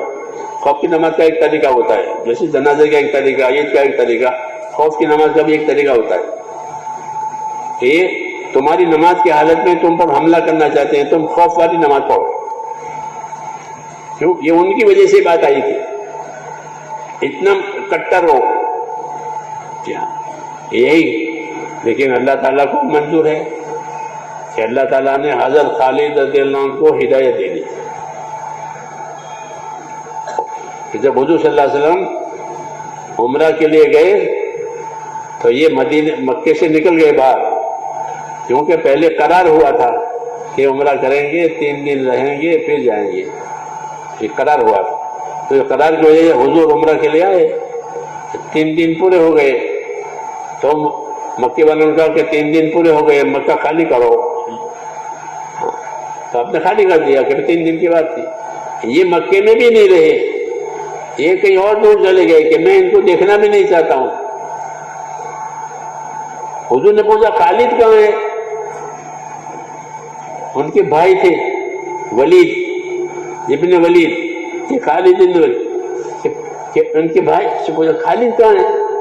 تو وہ تو جانتے تھے کہ آپ کی وجہ سے وہ بھاگ گیا ہے، تو بڑے کے سامنے ایسی بات نہیں کہی جاتی کہ وہ آپ کی وجہ سے بھاگ گیا ہے۔ تو انہوں نے ادب سے جواب دیا کہ فرمایا خالد کہاں ہے؟ کہ یا رسول اللہ، اللہ اس کو لائے گا۔ ٹھیک ہے، اللہ اس کو لائے گا، یہ نہیں کہا کہ آپ کی وجہ سے بھاگ گیا ہے۔ تو آپ نے فرمایا کہ اتنا سمجھدار آدمی ہے، اگر وہ ہمارے کام میں ہمارا مددگار بن جائے تو ہم اس کو آگے آگے رکھیں گے، ہم اس کی قدر کریں گے۔ یہ بات حضور نے فرمائی، تو انہوں نے وہ بات ان کو وہاں لکھ کے بھیجی کہ تیرے بارے میں تو یہ کہہ رہے ہیں اور تو مارے مارے پھر رہا ہے۔ تو وہ ان کو ایک دم چوٹ پڑی کہ میں کس فکر میں ہوں، یہ آدمی کس فکر میں ہے، میں تو اس کے ماننے کی فکر میں، وہ میری ترقی کی فکر میں ہے۔ تو ہمارے کام میں جیتنے کا ایک راستہ ہے کہ اپنے مخالفوں کے ساتھ اخلاق سے پیش آؤ، اپنے مخالفوں کے ساتھ صبر سے پیش آؤ۔ یہ نبیوں کا طریقہ ہے کہ جو مخالفت کرے، جو دشمنی کرے، تو اس کے ساتھ دشمنی کرنے کے بجائے کیا کرو کہ صبر کرو، اخلاق سے پیش آؤ۔ وہ برائی چاہے تم ان کی برائی مت چاہو تو تم جیت جاؤ گے۔ تو حضور نے یہ کیا کہ وہ تو دشمنی میں پھر رہا ہے، اور حضور صلی اللہ علیہ وسلم کو ان کی قدر ہے کہ یہ اگر ہمارے پاس آ جاتا تو ہم تو اس کی قدر کرتے، اس کو آگے رکھتے۔ تو ان کے بھائی نے جب یہ بات ان کو بھی بھیجی تو وہ متاثر ہو گئے کہ میں کس سوچ میں ہوں، یہ آدمی کس سوچ میں ہے۔ پھر اللہ تعالیٰ کو ہدایت دینی ہے تو اللہ اسباب پیدا کرتے ہیں، اللہ کو اس کی ہدایت دینی ہے چاہے وہ کتنا ہی دشمن ہے، لیکن اللہ کو ہدایت دینی ہے تو اللہ اس کے اسباب پیدا کرتا ہے۔ تو ان کو خواب آیا خالد بن ولید کو کہ میں ایک بنجر زمین میں ہوں، وہاں کچھ نہیں ہے، اور بنجر زمین سے ہری بھری زمین میں جا رہا ہوں۔ یہ کب آیا اور یہ کب بھی پہنچا؟ تو انہوں نے خواب کی تعبیر پوچھی کہ خواب کی کیا تعبیر ہے؟ ابو بکر رضی اللہ عنہ خواب کی تعبیر بتاتے تھے اس زمانے میں۔ تو انہوں نے کہا بنجر زمین تمہارا شرک ہے، کہ تم شرک میں ہو، اور آباد زمین اسلام ہے۔ یہ تمہیں دکھایا گیا ہے کہ وہ بنجر ہے، یہ آباد ہے۔ تو یہ خواب سبق بنا، اور وہ آپ نے یاد کر کے جو انہوں نے بیان لکھا تھا وہ خط، وہ سبب بنا۔ انہوں نے جھٹ سے فیصلہ کیا کہ بس اب اپنی یہ بات چھوڑ دینی ہے اور جو بات رسول کی ہے وہ لینی ہے۔ اللہ تعالیٰ کرتے ہیں کہ اللہ تعالیٰ کی مدد اس طرح بھی آتی ہے۔ اللہ تعالیٰ کی مدد اس طرح نہیں ہوتی کہ جو مخالف ہو جائے اس کو ہلاک کر دے، بلکہ جو مخالف ہے اس کو ہدایت دے۔ تو وہ جو محنت مخالفت میں کرتا تھا وہ محنت اب مدد میں کرے گا. اور بعض لوگ ضدی ہوتے ہیں، ان کو ہدایت نہیں ہوتی، ان کو ہدایت نہیں ہوتی. اللہ ان کو ہلاک کرتا ہے اپنی قدرت سے، اور راستے کے روڑے ہٹا دیتا ہے. یہ روڑے بنے ہوئے ہیں، یہ سنت ہے اللہ تعالیٰ کی کہ جو ضدی ہوا حق کے مقابلے میں، اللہ اس کو روڑا بنا کر ہٹا دے گا دیر سویر. کہ یہ حق بات میں رکاوٹ ڈالتا ہے، جانتا ہے کہ بات تو صحیح ہے لیکن چلنے نہیں دینی ہے. ہر زمانے میں ایسا ہوتا ہے کہ بات صحیح ہے، اچھی ہے، اچھا کام ہے، لیکن چلنے نہیں دینا ہے. تو ایسے لوگوں کو اللہ تعالیٰ نامراد بناتے ہیں دو طریقے سے، یا تو ان کو ہدایت دے کر اس میں داخل کرے یا پھر ان کو ہلاک کرے. ابو جہل، ابو لہب ہلاک ہوئے کہ ضدی تھے بہت، آپ کی بات کو کسی طرح ماحول میں چلنے نہیں دیتا. جب آپ بازاروں میں لوگوں کو ملاقاتیں کرتے تھے تو یہ پیچھے پیچھے جاتے تھے اور لوگوں سے کہتے تھے اس کی بات مت سنو، یہ پاگل ہے، یہ جادوگر ہے، جہاں آپ جائیں وہاں جائیں. ایسے ضدی تھے. تو اللہ تعالیٰ نے ان دونوں کو ہلاک کیا. ابو لہب پر بیماری ڈالی، بہت سخت بیماری ڈالی، ایسی بیماری کہ ان کے بیٹے بھی پاس نہیں جاتے تھے، وہ سڑ گیا. اور ابو جہل مارا گیا. تو دونوں کو ہلاک کیا. یہ اللہ کی سنت ہے کہ جو حق کے مقابلے میں ضد کرے گا تو اگر اس میں ضد نہیں ہوگی تو اس کو ہدایت ہو جائے گی، اور اگر ضد ہے تو اللہ اسے نامراد بنائے گا. یہ سنت ہے اللہ کی. یہ سنت اس لیے دکھائی ہے تاکہ دین کے کام کرنے والے گھبرائیں نہیں. دین کے کام کرنے والے نہ گھبرائیں، اپنے کام پر قائم رہیں. یہ طریقہ ہے کہ اپنے کام پر قائم رہو. جتنی رکاوٹیں نظر آتی ہے اللہ تعالیٰ دھیرے دھیرے اس کو ختم کرے گا. صحابہ پر رکاوٹیں تھی، غریبی تھی، تنگی تھی، یہ بھی ایک رکاوٹ تھی. اور مشرکین کہتے تھے کہ یہ اللہ والے بھوکے مرتے ہیں. یہ کہتے تھے کہ اللہ والے کہ یہ بھوکے مر رہے ہیں، ان کی دین نے ان کو دھوکے میں ڈال رکھا ہے. دینہم، ان کو دین نے دھوکے میں ڈال رکھا ہے. بھوکے مرتے ہیں، پریشان ہوتے ہیں، مار کھاتے ہیں، اور دین دین دین لے کے پھر یہ کہتے تھے. یہ ہر زمانے میں ہوگا، ایسا کہنے والے بھی ہوں گے، لیکن کہ ان سے متاثر نہ ہو. بات ہماری صحیح ہے، اللہ نے ہم کو دی ہے، اس لیے اس پر یقین کرنا بھی ضروری ہے کہ ہماری بات صحیح ہے، ہمارا کام صحیح ہے، ہمارا دین صحیح ہے. یہ غلط نہیں ہے، یہ غلط نہیں ہے. ان کو غلط فہمی ہوئی ہے یا ان کو ضد ہے، اس لیے ہم اپنا کام کریں گے. طریقہ یہی ہے کہ اپنا کام کرو اور صحیح کرو. کیا کرو؟ صحیح کرو اور پورا کرنے کی کوشش کرو کہ تمہارا کام پورا ہو جائے جتنا اللہ چاہتے ہیں. جب یہ پورا ہو جائے گا تو یہ پورا ہو جائے گا تو اللہ تعالیٰ کا فیصلہ آئے گا. کیا فیصلہ آئے گا وہ نہیں جانتے. ہر نبی کا کام پورا ہوا تو فیصلہ آیا ہے. آپ قرآن شریف پڑھتے ہو نہیں؟ فلما جاء امرنا، آیا فیصلہ. نوح علیہ السلام کا کام پورا ہو گیا تو فیصلہ آیا. کیا فیصلہ آیا؟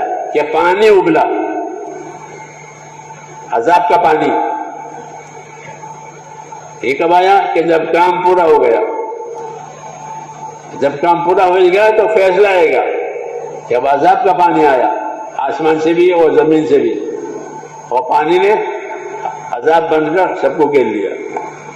اس کو ہر نبی کے ساتھ فلما جاء امرنا فارت النور فلما جاء امرنا جعلنا علیہا سافلہا. لوط علیہ السلام کے ساتھ کہ جب ہمارا فیصلہ آیا تو ہم نے ان کے بستی کو اوپر نیچے کر دیا، یعنی ان کی بستی کی زمین کو جو نیچے جا کر پھر نیچے بھاگ دیا. یہ فیصلہ. اور اللہ تعالیٰ کے فیصلے آتے ہیں، جب تک فیصلہ نہ آئے وہاں تک کام کرنا ہوتا ہے. جب تک فیصلہ نہ آئے کہ ختم کام کرو پھر فیصلہ آئے گا. ہاں تو رسول صلی اللہ علیہ وسلم چونکہ رحمت بن کر آئے ہیں اس لیے وہ فیصلے نہیں آئیں گے جو پہلے زمانے کے لوگوں پر آئے تھے کہ عذاب آیا اور ان کا ناش ہو گیا. ایسا نہیں ہوگا، بلکہ کسی اور طریقے سے فیصلہ آئے گا. یا تو اللہ ان کو ہدایت دے دے گا یا ان کی کوششیں ناکام کر دے گا اور حق کے لیے راستے کھول دے گا. وہ اللہ جانتے ہیں کیا فیصلہ آیا. ہر نبی کی الگ الگ طریقے سے مدد ہوئی ہے. نوح علیہ السلام کی مدد پانی سے ہوئی کہ ان کی قوم کو پانی کے عذاب میں ہلاک کیا. ہود علیہ السلام کا فیصلہ ہوا سے آیا کہ ان کے لیے اللہ نے ہوا بھیجی. جو لوگ نافرمان تھے اللہ نے تیز ہوا سے ان کو ہلاک کر دیا اور پچھاڑ دیا تو وہاں ہوا آئی. اس طرح بعض لوگوں کے لیے زلزلے آئے کہ ان کے لیے زلزلہ بھیجا اور زلزلہ بھیج کر ان کو ہلاک کیا. بعض لوگوں کے لیے بجلیاں گرائی، صاعقہ بجلیاں گری اور بجلی گرا کر ان کو ہلاک کیا. بعض لوگوں کے لیے فرشتہ کی چیخ آئی کہ فرشتہ نے ایک چیخ لگائی اور چیخ سے ان کے کلیجے پھٹ گئے، وہ ہلاک ہو گئے. تو عذاب کے اور نامراد بنانے کے مختلف طریقے. پوچھو گا فلما جاء امرنا، فلما جاء امرنا، اب آیا ہمارا فیصلہ، اب آیا ہمارا فیصلہ. تو اللہ تعالیٰ کے فیصلے آتے ہیں اور فیصلے کے بعد دودھ کا دودھ اور پانی کا پانی الگ ہو جاتا ہے. کامیاب ہونے والے کامیاب ہوتے ہیں، ناکام ہونے والے ناکام ہوتے ہیں. اس کو فیصلہ کہتے ہیں. یہ اللہ تعالیٰ کا طریقہ ہے. یہ طریقے اس لیے بتائے ہیں تاکہ کام کرنے والے اپنے کام کو پورا کریں، ادھورا نہ چھوڑیں، نا امید نہ بنے. کیا نہ بنے کہ ہمارا مسئلہ تو بنے گا نہیں، اب ذرا چھوڑو. مولانا نیاز صاحب فرماتے تھے کہ شیطان نا امید بھی بناتا ہے. جیسا شیطان گناہوں میں لے جاتا ہے، برائیوں میں لے جاتا ہے، ایسے ہی برائیوں میں تو ان کو لے جائے گا جو برائیوں والے ہیں. لیکن یہ جو بیٹھے ہیں ان کو گناہ میں نہیں جا سکتا کہ چلو سنیما دیکھنے کے لیے، تو یہ تو نہیں جائیں گے. یہ تو سنیما میں سے لوگوں کو لاتے ہیں. ہاں تو ان کو کس راستے سے نا امید کریں گے کہ ان کو نا امید بنائے گا. کیا بنائے گا؟ وہ کتنے مدت سے کام کر رہے ہو، کچھ ہوا کہ نا؟ کتنے مطلب تم نے بکرا گیا، کتنے میں دعائیں کی، کتنے مطلب وظیفہ پڑھا، کچھ ہوا کہ نا؟ تو پھر چھوڑو. یہ چھوڑو، کب تک اس کے پیچھے پڑو گے؟ ہاں یہ بھی ایک داؤ ہے، ایک داؤ ہے کام سے ہٹانے کا کہ کام کرنے والوں کو حالات کی وجہ سے نا امید بنایا کہ تمہارے حالات تو بن رہے ہیں، کتنے سال سے چل رہے ہو، تکلیف ہے، تنگی ہے، قرض ہے، بیماری ہے. اس لیے میرے دوستو اللہ کے ساتھ اچھا گمان رکھ کر کے کام کیا جاتا ہے. حدیث میں ہے کہ اللہ کے ساتھ کیا کرو؟ اچھا گمان رکھو. جابر بن عبداللہ فرماتے تھے کہ حضور صلی اللہ علیہ وسلم نے اپنی وفات سے 3 دن پہلے مجھ سے فرمایا، جابر تمہاری موت اس حالت میں آنی چاہیے کہ تمہارا گمان خدا کے ساتھ اچھا ہو، کہ اللہ مدد کرنے والا ہے، اللہ رحم کرنے والا ہے، اللہ کسی کے عمل کو ضائع نہیں کرتا ہے. یہ تو اللہ نے اپنی شان بتائی ہے کہ ہم کسی کوشش کرنے والے کی کوشش کو برباد نہیں ہونے دیتے، کسی نیک عمل کو ہم برباد نہیں کرتے کہ اس کا بدلہ اس پر ملے، بلکہ ہم تو نیکی کا بدلہ بڑا چڑھا کر دیتے ہیں. وَإِن تَكُ حَسَنَةً يُضَاعِفْهَا وَيُؤْتِ مِن لَّدُنْهُ أَجْرًا عَظِيمًا. کہ اگر نیکی ہوگی تو ہم اس نیکی کو بڑھاتے ہیں اور بڑا چڑھا کر بدلہ دیتے ہیں. جیسے ایک گوٹلی ہوئی تو اسے پورا درخت بناتے ہیں اور پورا درخت ہر سال پھل دیتا ہے ایک ہی گوٹلی سے. ایسے ہی آدمی کے عمل کو اللہ تعالیٰ بڑا چڑھا کر دیتے ہیں. اس لیے کوئی نا امید نہ بنے. ہاں اللہ تعالیٰ کبھی دیر سے دیتے ہیں، کبھی جلدی دیتے ہیں. کبھی کسی کو ہدایت دیر سے ہوتی ہے، کبھی کسی کو ہدایت جلدی ہوتی ہے. اس طرح کبھی حالات دیر سے بنتے ہیں، کبھی حالات جلدی بنتے ہیں. دونوں باتیں ہوتی ہیں. اس لیے کہتے ہیں اللہ سے اچھا گمان رکھو، ایک بات۔ دوسری بات، اپنی ذمہ داری پوری کرو۔ یہ حکم ہے کہ اللہ کی مدد اتنی ملے گی جتنی ذمہ داری پوری کی جائے گی۔ حدیث شریف کہ المعونۃ علی قدر المعونہ، کہ اللہ کی مدد اتنی ملے گی جتنی ذمہ داری پوری کی جائے گی۔ جب ذمہ داری پوری کی جائے گی تو اللہ کی مدد آئے گی۔ تیسری بات کہ اللہ تعالیٰ سے اپنا معاملہ صحیح رکھو، اللہ سے معاملہ نہ بگاڑو۔ اللہ سے معاملہ بگڑتا ہے اس کی نافرمانی سے، اس کے حکم کو توڑنے سے یا چھوڑنے سے، کہ یہ نہ کرو۔ اللہ سے معاملہ صحیح رکھو۔ جب اللہ سے معاملہ صحیح رکھو گے تو اللہ تمہارے معاملے کو صحیح کرے گا۔ من اصلح ما بینہ وبین اللہ اصلح اللہ ما بینہ وبین خلقہ، کہ جو لوگ اپنا اور خدا کا معاملہ ٹھیک رکھتے ہیں تو اللہ ان کا اور دنیا والوں کا معاملہ ٹھیک کر دیتا۔ یہ سب باتیں بتائی ہے کہ اللہ سے اپنا معاملہ مت بگاڑو، بلکہ جو کام اللہ تعالیٰ نے دیا ہے، جو ذمہ داری دی ہے، اس کو ایمان کے ساتھ، اخلاص کے ساتھ، ترقی کے ساتھ کرو کہ اس میں ترقی آوے، اور ایمان کے ساتھ آوے، اخلاص کے ساتھ آوے، کہ پھر اللہ اس کو ضائع نہیں کریں گے۔ پھر جتنی مقدار اللہ تعالیٰ چاہتے ہیں اس مقدار پر وہ بات پہنچ جائے گی تو اللہ کا فیصلہ اور نتیجہ آ جائے گا۔ اس لیے اپنے کام کو پورا کرو۔ یہی ہدایت تھی حدیثوں میں صحابہ کرام سے کہ تم اپنا کام پورا کرو، حالات بدلنے والے ہیں۔ جیسے سورج اگتا ہے تو ڈوبتا بھی ہے، اور ڈوبتا ہے تو اگتا بھی ہے، تو حالات دنیا میں بدلتے ہیں، چڑھتے ہیں، اترتے ہیں، لیکن اپنا کام پورا کرنا ہے، چھوڑ اس کو استقامت کہتے ہیں۔ کیا کہتے ہیں؟ استقامت کے ساتھ رہو، پابندی کے ساتھ رہو، تاکہ جو قربانیاں وجود میں آئی ہے وہ بڑھتی چلی جائیں۔ تو ہمارے ذمے دو کام ہیں، اپنی ذاتی زندگی میں استقامت کے ساتھ رہیں۔ ہر آدمی اپنی ذاتی زندگی میں کیسا رہے؟ استقامت کے ساتھ، کہ جو میری ذمہ داری ہے وہ مجھے پوری کرنی ہے، ایمان ہے، عبادت ہے، جو بھی ہے، اپنی ذاتی زندگی کو استقامت کا لاؤ، پابندی، اور اجتماعی زندگی کو نصرت پر لاؤ۔ اجتماعی زندگی نصرت پر، کہ سب مل جل کر کے دین کی مددگار بنو، کیونکہ نصرت ایک آدمی سے نہیں ہوگی، نصرت ایک آدمی سے نہیں ہوتی، نصرت تو مل جل کے کی جاتی ہے۔ کونوا انصار اللہ، اللہ کے دین کے مددگار بنو، یہ حکم ہے۔ تو ہمارے ذمے دو کام ہے، اپنی ذاتی زندگی میں استقامت کے ساتھ رہے۔ جو انفرادی اعمال ہیں ہمارے، نماز ہے، روزہ ہے، زکوٰۃ ہے، جو فرائض ہیں وہ، واجبات ہیں وہ، نوافل ہیں وہ، یہ اپنی ذاتی زندگی کے سب کے تمام پورے ہو جائیں اور صحیح طریقے سے پورے ہو جائیں۔ انفرادی اور اجتماعی میں ذمہ داری کیا ہے کہ مل کر آپس میں صلاح مشوروں سے، قربانیوں سے اللہ کے دین کی مدد کرنی ہے، تاکہ اللہ کے دین کے لیے راستہ کھلے۔ ہماری مدد سے لوگوں پر راستے کھلیں گے، راستے بنیں گے، پھر لوگ چلیں گے۔ اصل تو ہدایت اللہ کی طرف سے ہے، ہمارے ہاتھ میں ہدایت نہیں ہے، لیکن ہم ہدایت کا راستہ بنائیں گے۔ جیسے حکومت سڑک بناتی ہے، پل بناتی ہے، تو کاروبار کو ترقی ملتی ہے کہ یہاں سے وہاں تک پکی سڑکیں ہیں، یہاں سے وہاں تک پل ہے، اب کاروبار میں کوئی دقت نہیں ہے، مال آتا ہے، مال جاتا ہے، راستہ ہے۔ ایسے ہم محنت کریں گے تو لوگوں کے لیے راستہ بن جائے گا، یعنی لوگ چلیں گے، کیونکہ اب راستہ ہو گیا۔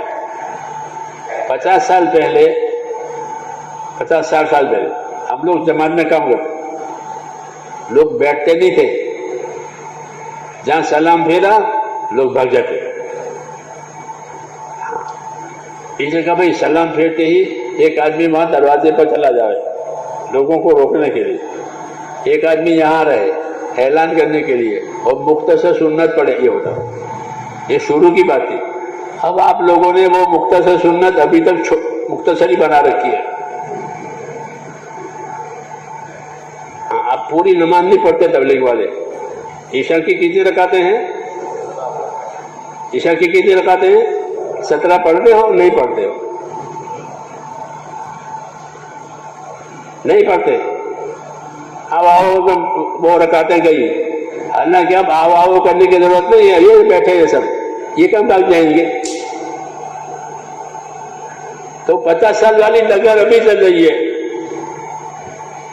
اب تو میرے ذہن میں یہ آتا ہے کہ لوگوں کی اچھی طرح نماز پڑھو پھر بیان ہوگا۔ کیوں؟ اب کیا بات ہے؟ اب لوگوں کی سمجھ میں کام آیا ہے، اب تھوڑے بھاگ جائیں گے۔ وہ تو اس زمانے میں بھاگ جاتے تھے تو پھر آؤ آؤ آؤ۔ جی ہاں، یہ چیز قابل اصلاح ہے، اس لیے عبادتوں میں کمی ہو گئی ہے کہ وطر سنت کر لو، چلو آؤ آؤ۔ حالانکہ اب تو عیسیٰ کی 17 رکعت نماز پڑھنی چاہیے۔ جب کام بڑھ جاوے اور دعوت قبول ہو تو قربانی بڑھنی چاہیے۔ حضور صلی اللہ علیہ وسلم فتح مکے کے بعد بہت زیادہ عبادت کرتے تھے کہ کیا فتح ہو گیا، ساری رکاوٹیں ختم ہو گئی، اب تو عبادت کرنے کا وقت ہے، تو پاؤں پہ ورم آنے تک کرتے تھے فتح مکے کے بعد۔ یہ کیوں؟ کہ اللہ نے ساری رکاوٹیں ختم کر دی، لوگ مانوس ہو گئے، دین میں داخل ہو گئے، دشمنیاں چھوڑ چھوڑ کے ہمارے پاس آ گئے۔ یہ طریقہ ہے، یہ قابل اصلاح ہے۔ ہاں، میں نے دلی میں بھی کہا تھا کہ اب تو یہ کہو کہ اچھی طرح نماز پڑھو پھر بیان ہوگا، یہ نہیں کہ آؤ آؤ، تو وہ 2 سنت وتر پڑھ کے آ جاتے ہیں تو ان کی عبادت پوری نہیں ہوتی۔ ہاں، حالانکہ دعوت عبادت کے ساتھ ہے۔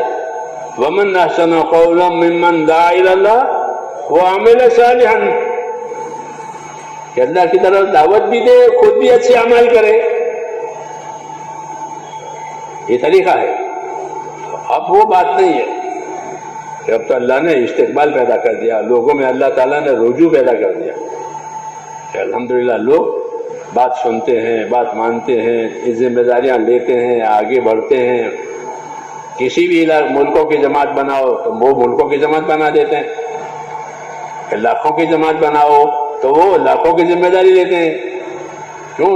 کہ لوگوں میں شعور آ گیا، سمجھ آ گئی کام کی، تو اب ان کو آگے بڑھانے کی بات کہ آگے بڑھو اور استقامت کے ساتھ رہو، اور جو ذمہ داریاں دی جائے اسے اوڑھو، اور یہ نہیں ہے تو عبادت بھی زیادہ کرو۔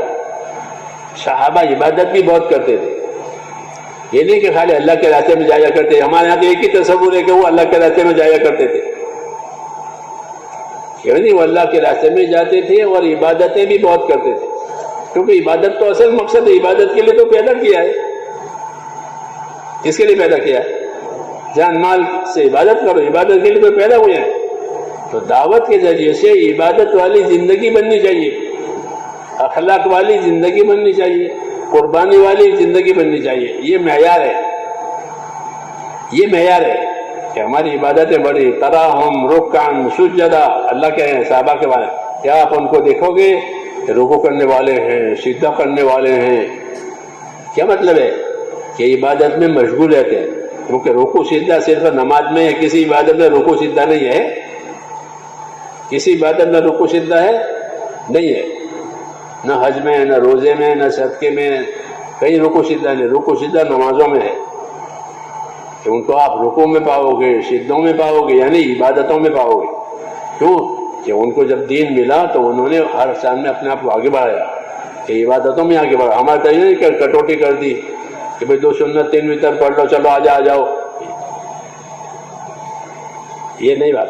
عبادت بڑھنی چاہیے، آخرت کی فکر بڑھنی چاہیے کہ میری آخرت میں کیا ہوگا۔ ہر صحابی یہ فکر کرتا ہے کہ میرے حضرت فرماتے تھے کہ ہر صحابی دنیا سے روتا ہوا گیا ہے۔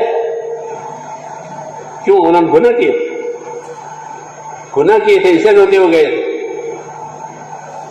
لوگوں کے حق مارے تھے اسے روتے نہیں، وہ آخرت کی فکر میں رو رہے تھے کہ ہمارا کیا ہوگا، حالانکہ بہت کچھ کیا ہے۔ وہ یہی بات ہے کہ بہت کچھ کرے پھر بھی ڈرے، بہت کچھ کرے پھر بھی ڈرے۔ یہ اصلاح کی نشانی ہے کہ اصلاح ہوئی ہے، نہیں تو روٹین ہے، اصلاح نہیں روٹین۔ تو اصلاح میں اور روٹین میں فرق ہے کہ اصلاح یہ کہ بہت کرے پھر بھی فکر مند رہے کہ پتہ نہیں اللہ قبول کرتے ہیں نہیں کرتے، پتہ نہیں موت کس حال میں آتی ہے، یہ اپنی آخرت کے بارے میں ڈر ہے. یہ اصلاح کی نشانی ہے کہ کام کا یہی اثر ہے کہ جب کام ہضم ہوتا ہے تو اصلاح کی فکر اور آخرت کی فکر زیادہ ہوتی ہے. اس لیے آدمی زیادہ کام کرتا ہے، چپ کے بھی کرے، چپ کے کوئی نہیں جانتا، اور اپنا کام کرے. دینا ہو کسی کو تو دے، عبادتیں کرے، کوئی نہیں جانتا، اللہ جانتے. کیوں؟ کہ اللہ کو دکھانا ہے، اللہ سے لینا دینا ہے. تو یہ چیزیں کام کی وجہ سے بننی چاہیے، یعنی انفرادی زندگی میں دینداری آنی چاہیے. جو انفرادی زندگی ہماری ہے اس میں دینداری آوے، سنتوں کی پابندی آوے، واجبات ادا ہو جاویں، فرائض ادا ہو جاویں، سنتوں کی پابندی ہو جاویں، حقوق ادا کرنے والے میرے حقوق کے بارے میں فکر مند رہے کہ میرے اوپر کسی کا حق نہ رہے، یعنی آخرت کی فکر. صحابہ کرام بھی یہی کہتے تھے کہ انما ہممنا الآخرہ ولیست ہممنا الدنیا. ہمارے عزائم آخرت بنانے کے ہیں. جب آپ عزائم کرتے ہیں نا، آپ لوگ عزائم، تو کہتے ہیں ہمارے عزائم کس کے ہیں؟ کہ ہمارے عزائم آخرت بنانے کے ہیں. ہمارے عزائم دنیا بنانے کے نہیں ہیں. دنیا تو مقدر کے مل کے رہے گی، اور جو مقدر میں نہیں ہے وہ نہیں ملے گی. جو تدبیر کرنے کا حکم ہے وہ تدبیر کریں گے، مقدر کی مل جائے گی. لیکن آخرت بنانے کا حکم ہے کہ آخرت بناؤ.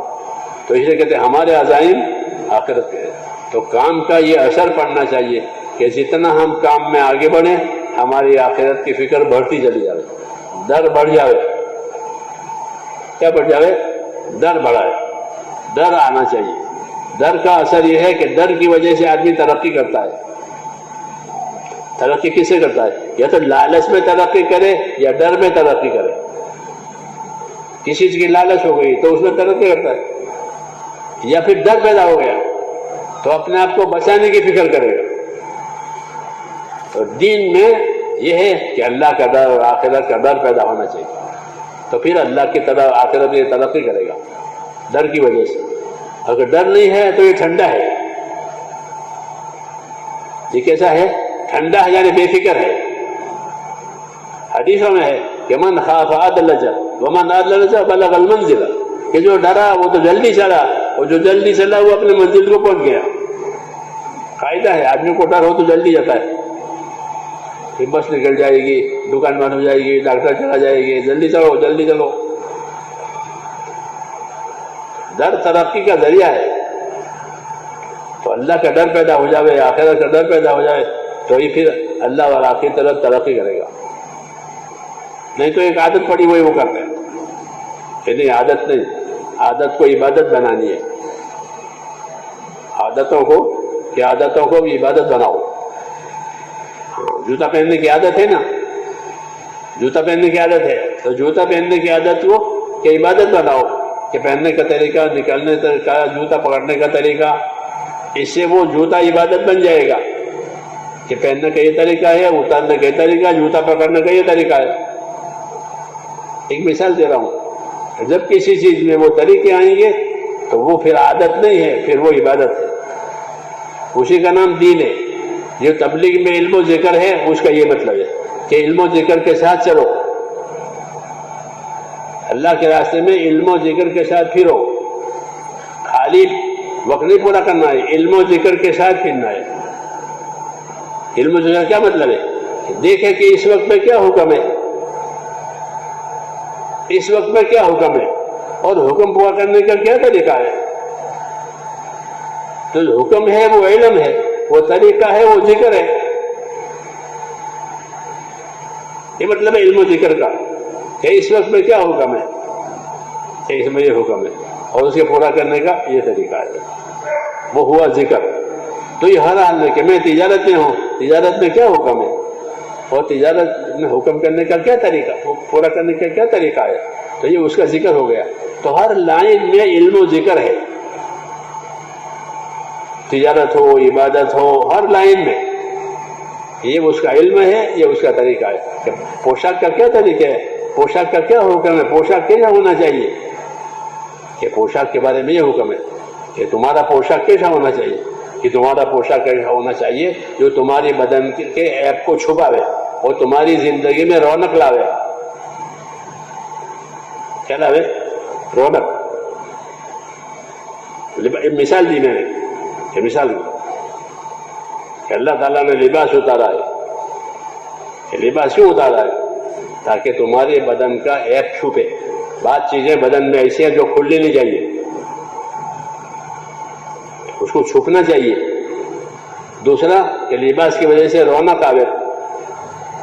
کہ لباس کی وجہ سے یا بنی آدم انزلنا الیکم لباسا یواری سواتکم وریشا، اے بنی آدم ہمیں تمہارے لیے لباس پیدا کیا ہے. کیوں؟ تاکہ وہ تمہارے بدن کے عیبوں کو چھپاوے. تو اس لباس کی غرض یہ ہے کہ بدن کا عیب چھپے، پتہ نہ چلے. ایسا لباس پہنو.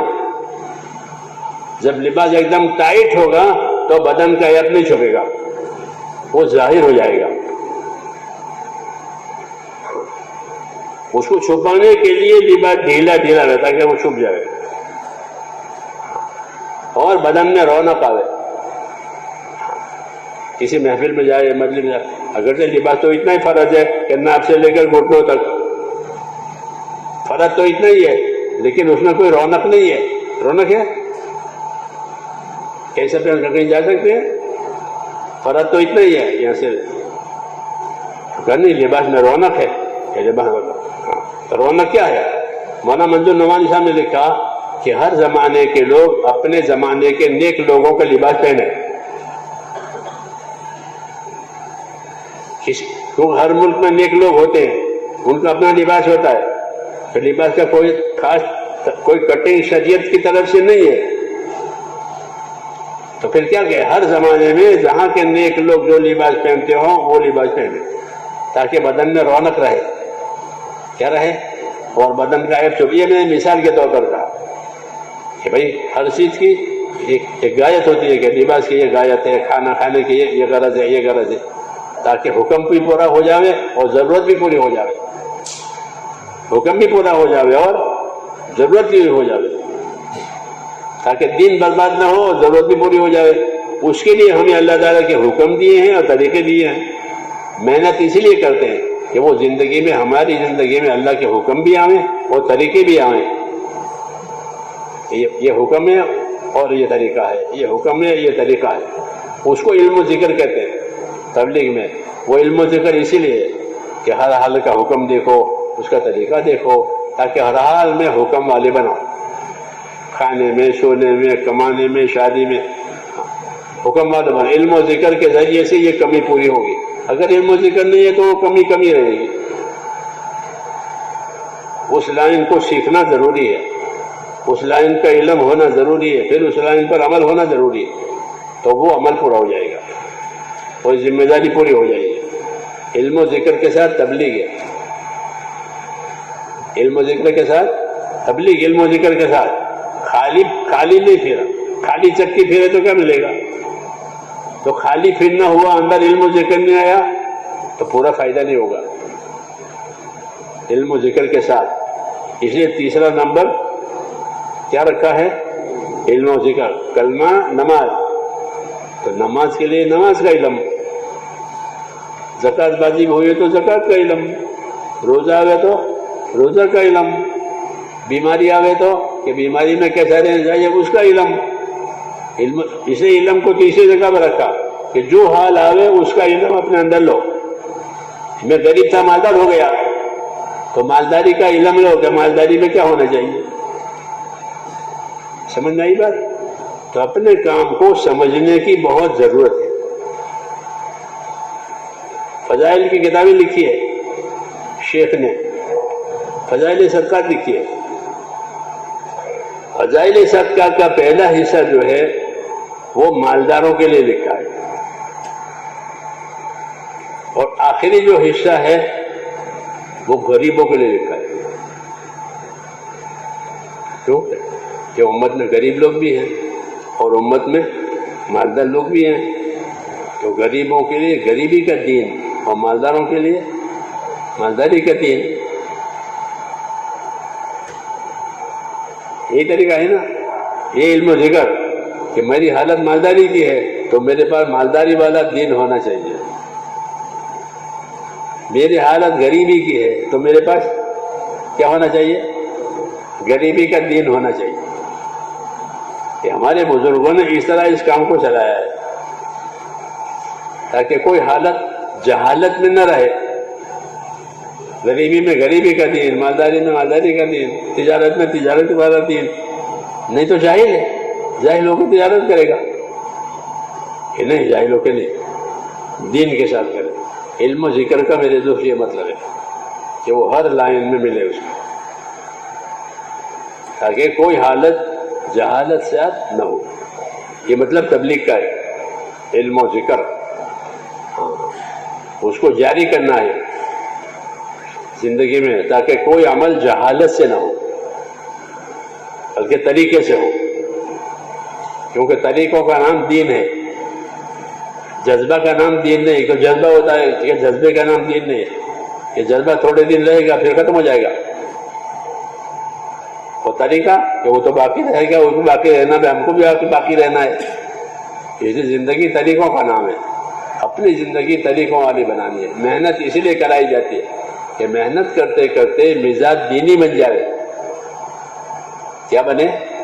دینی مزاج بنے، ایمانی مزاج بنے. ایمانی مزاج کس کو کہتے ہیں؟ کہ ایمانی مزاج وہ ہے جس میں اطاعت ہو. کیا ہو؟ اطاعت. ایمانی مزاج، کہ ایمانی مزاج یہ ہے کہ ایمان اندر آیا تو آدمی اطاعت کرے گا. ورنہ ایمان کا کیا مطلب ہے؟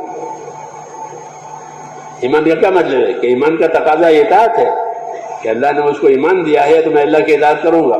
اب حکم دیا جاتی ہے اللہ و اطیعوا الرسول، اللہ رسول کی بات مانو، تم ایمان والے ہو.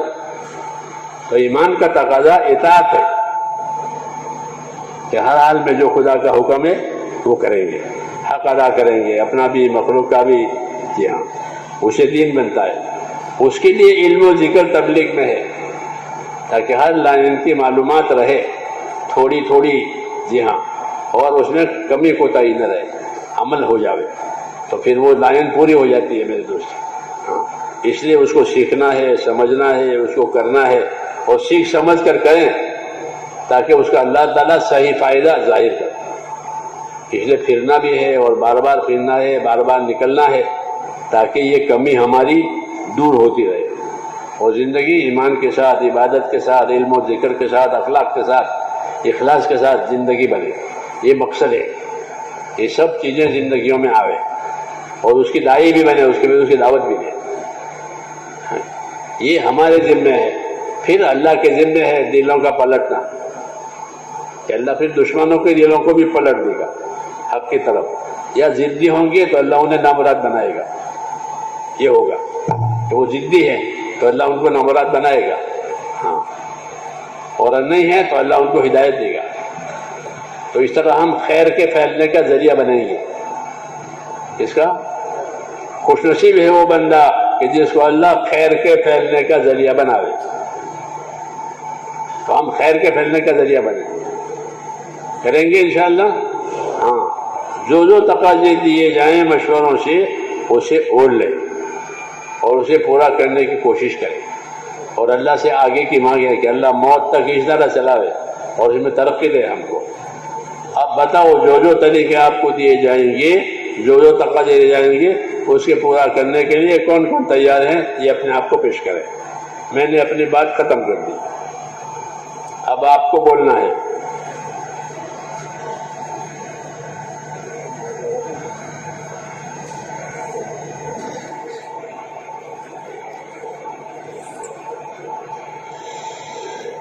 ہمارے ارادے کرے ماشاء اللہ. ابھی 4 منٹ ہماری جماعت 4 مہینے کی ارادے کرے، چلنے کی ارادے کرے. بہت سارا مجموعہ جو ماشاء اللہ پہلے سے تیار بھی ہے. کھڑے ہو کر بھائی ساتھی بیٹھے اخیر تک بیٹھے، یہاں بھی انشاءاللہ نماز ہوگی. تشکیل میں تعاون کرے، ساتھ دے. فرمائے بھائی. بتاؤ بھائی، اپنے آپ کو پیش کرو. جماعتیں پیش کریں، اپنے آپ کی جماعتیں پیش کریں. آپ حضرات نے بہت جم کر بات سنی، اللہ پاک جزائے خیر عطا فرماوے. مزید تھوڑی دیر صبر کر لیں، بیٹھ جاؤ اطمینان سے، انشاءاللہ فارغ ہونے کا موقع ملے اب یہاں، اور یہاں پر نماز بھی ہوگی انشاءاللہ۔ اطمینان سے بیٹھے رہیں، تشکیل میں معاون بنیں، مددگار بنیں، خود پیش کریں اور اپنے دوستوں کو تیار کریں، ہمت کے ساتھ کھڑے ہو جائیں۔ 4 مہینے کے لیے بھی، چلے کے لیے بھی بہت ساری جماعتیں اس وقت تیار ہیں، جو حضرات تیار ہو کر آئے ہیں وہ بھی، اور جن کا 2-4 دن کے بعد ریزرویشن ہے، وہ سب حضرات کھڑے ہو جائیں، پیش کریں، کھڑے ہو کر پیش کریں، کھڑے ہو جاؤ اور پیش کریں اور پیش کریں، کھڑے ہو جاؤ اپنی جگہ، اظہار کریں کھڑے ہو کر، ماشاءاللہ ماشاءاللہ ماشاءاللہ، اور کھڑے ہو جاؤ اور پیش کریں۔ جو حضرات کھڑے ہو کر آئیں وہ بھی کھڑے ہو جائیں، تیار ہو کر آئیں وہ بھی کھڑے ہو جاویں، اور جو پہلے سے تیار نہیں تھے، ابھی ماشاءاللہ تفصیل سے بات سنی ہے، ذمہ داریوں کو سنا ہے، تو ان ذمہ داریوں کو پورا کرنے کے لیے نقد ہمت کریں ماشاءاللہ، اور پیش کریں۔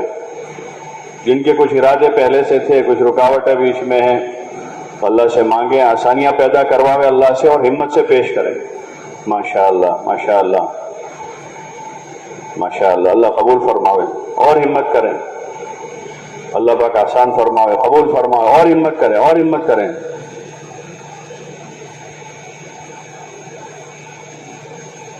اور پیش کریں، بہت بڑا مجمع ہے، اس میں تو نقد جماعتیں بن سکتی ہیں ماشاءاللہ، اور کھڑے ہو جائیں۔ اطراف سے جو حضرات آئیں وہ بھی پیش کریں، شہر والے بھی پیش کریں، اور کھڑے ہو جائیں اور کھڑے ہوں ماشاءاللہ ماشاءاللہ، اور پیش کریں، نقد ہمت کریں، نقد ہمت کریں۔ بہت سو کا سال ہو چکا ہے، 1.5 سال ہو گیا، بعضوں کے 2 سال ہو گئے۔ بزرگوں نے ایک ترتیب قائم کر کے ہمیں دی کہ 12 مہینے میں سے کم از کم 40 دن ہم راہ خدا میں لگا دیں اپنی تربیت کے واسطے، اور امت میں دین زندہ ہو اس کی فکر کے واسطے۔ ایک بہت آسان چیز ہے، اب بعضوں کے 1.5 سال، کسی کے 2 سال، کسی کے 3 سال ہو گئے، ہمت کر کے پیش کریں، نیت کریں گے تو اللہ کی مدد آئے گی، قدم اٹھانے پر مدد آتی ہے ماشاءاللہ، اور کھڑے ہوں، پیش کرتے رہیں۔ آپ حضرات 2 طرف تقسیم ہو جاؤ، لکھنے والے اس طرف بھی ہیں اس طرف بھی ہیں، دونوں طرف چلے جاؤ۔ آپ ادھر والے ادھر چلے جاؤیں، ادھر جو کھڑے آپ ادھر آ جاؤ، اس طرف آ جاؤ۔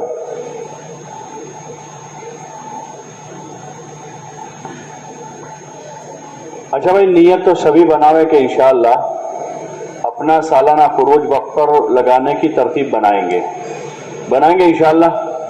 اب جن کا سال ہو چکا ہے اور اوپر 2 مہینے 4 مہینے 6 مہینے ہو گئے، وہ تو یہ نیت کرے کہ انشاءاللہ آج کی اس مجلس میں نیت کرتے ہیں کہ جلد از جلد یہ جو جماعتیں ابھی بن رہی ہے انہی جماعتوں میں اپنی ترتیب بنائیں گے انشاءاللہ۔ کون کون بنائے گا انشاءاللہ قریب میں ہی؟ ذرا ہاتھ اوپر رکھو۔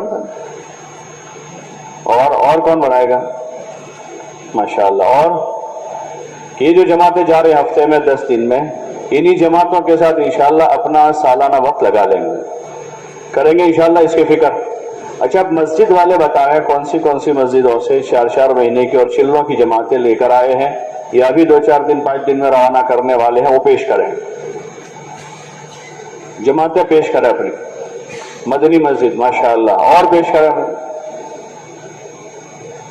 اور مسجدوں والے پیش کریں، مسجد زبیر جی بھائی، اور پیش کریں، ظہور پورہ مسجد، رحمانیہ جی، مسجد اقصی، جن کی 4 مہینے کی جماعت ہے ذرا وضاحت کریں کہ 4 مہینے کی جماعت ہے۔ 17 تاریخ کو پیٹ سے ایک جماعت ماشاءاللہ، اللہ مبارک فرماوے، قبول فرماوے جی بھائی۔ باریہ کہاں سے؟ مسجد عمران سے، 4 مہینے کی 40 دن کی جماعت ماشاءاللہ۔ کون سی مسجد؟ مسجد عبدالرحیم سے ماشاءاللہ، محمدی مسجد، 4 مہینے کی جماعت 40 دن کی۔ دوحد سے کتنی جماعتیں؟ 4 جماعتیں ماشاءاللہ۔ ہالول سے ایک جماعت 4 مہینے کی 40 دن کی۔ کہاں سے؟ زکریہ مسجد، 4 مہینے کی 2 جماعتیں چلے کی ماشاءاللہ، اللہ مبارک فرمائے، قبول فرمائے، اور پیش کرے میں، اور مسجد والے بتائیں۔ ابھی بہت سی مسجدیں باقی ہیں، ضلع کی ہماری تقریباً 125 مسجدیں ہیں جہاں مسجد وار جماعتیں ہیں۔ اگر ہر مسجد والے ایک جماعت دے دیں تو 125 جماعتیں ہو جائے گی پورے کالج 4 مہینے کی ماشاءاللہ. اور ویجل پور 4 مہینے کی ایک جماعت, اور چلے کی 4 مہینے کی ایک جماعت. جی پیش کریں. معصوم سے ایک جماعت, سنترام پور بڑی مسجد سے 4 مہینے کی چلے کی جماعت. اور باقی مسجد ہے جی بھائی آپ کی مسجد ابو بکر 4 مہینے کی جماعت 40 دن کی. جی بھائی اور پیش کریں, اور پیش کریں. ابھی بہت ساری ہماری اطراف کی بستیاں بھی باقی ہیں اور شہر کی بہت ساری مسجدیں باقی ہیں. لوناواڑہ ابھی خاموش ہے, جالوت, سنجیلی, سکسر, سنیا. سنجیلی سے ایک جماعت ماشاءاللہ. جالوت باقی رہا ابھی, جالوت. باریا باقی ہیں, باریا سے 2 جماعتیں ماشاءاللہ, اللہ قبول فرمائے. پپلوت باقی ہیں, رندک پور.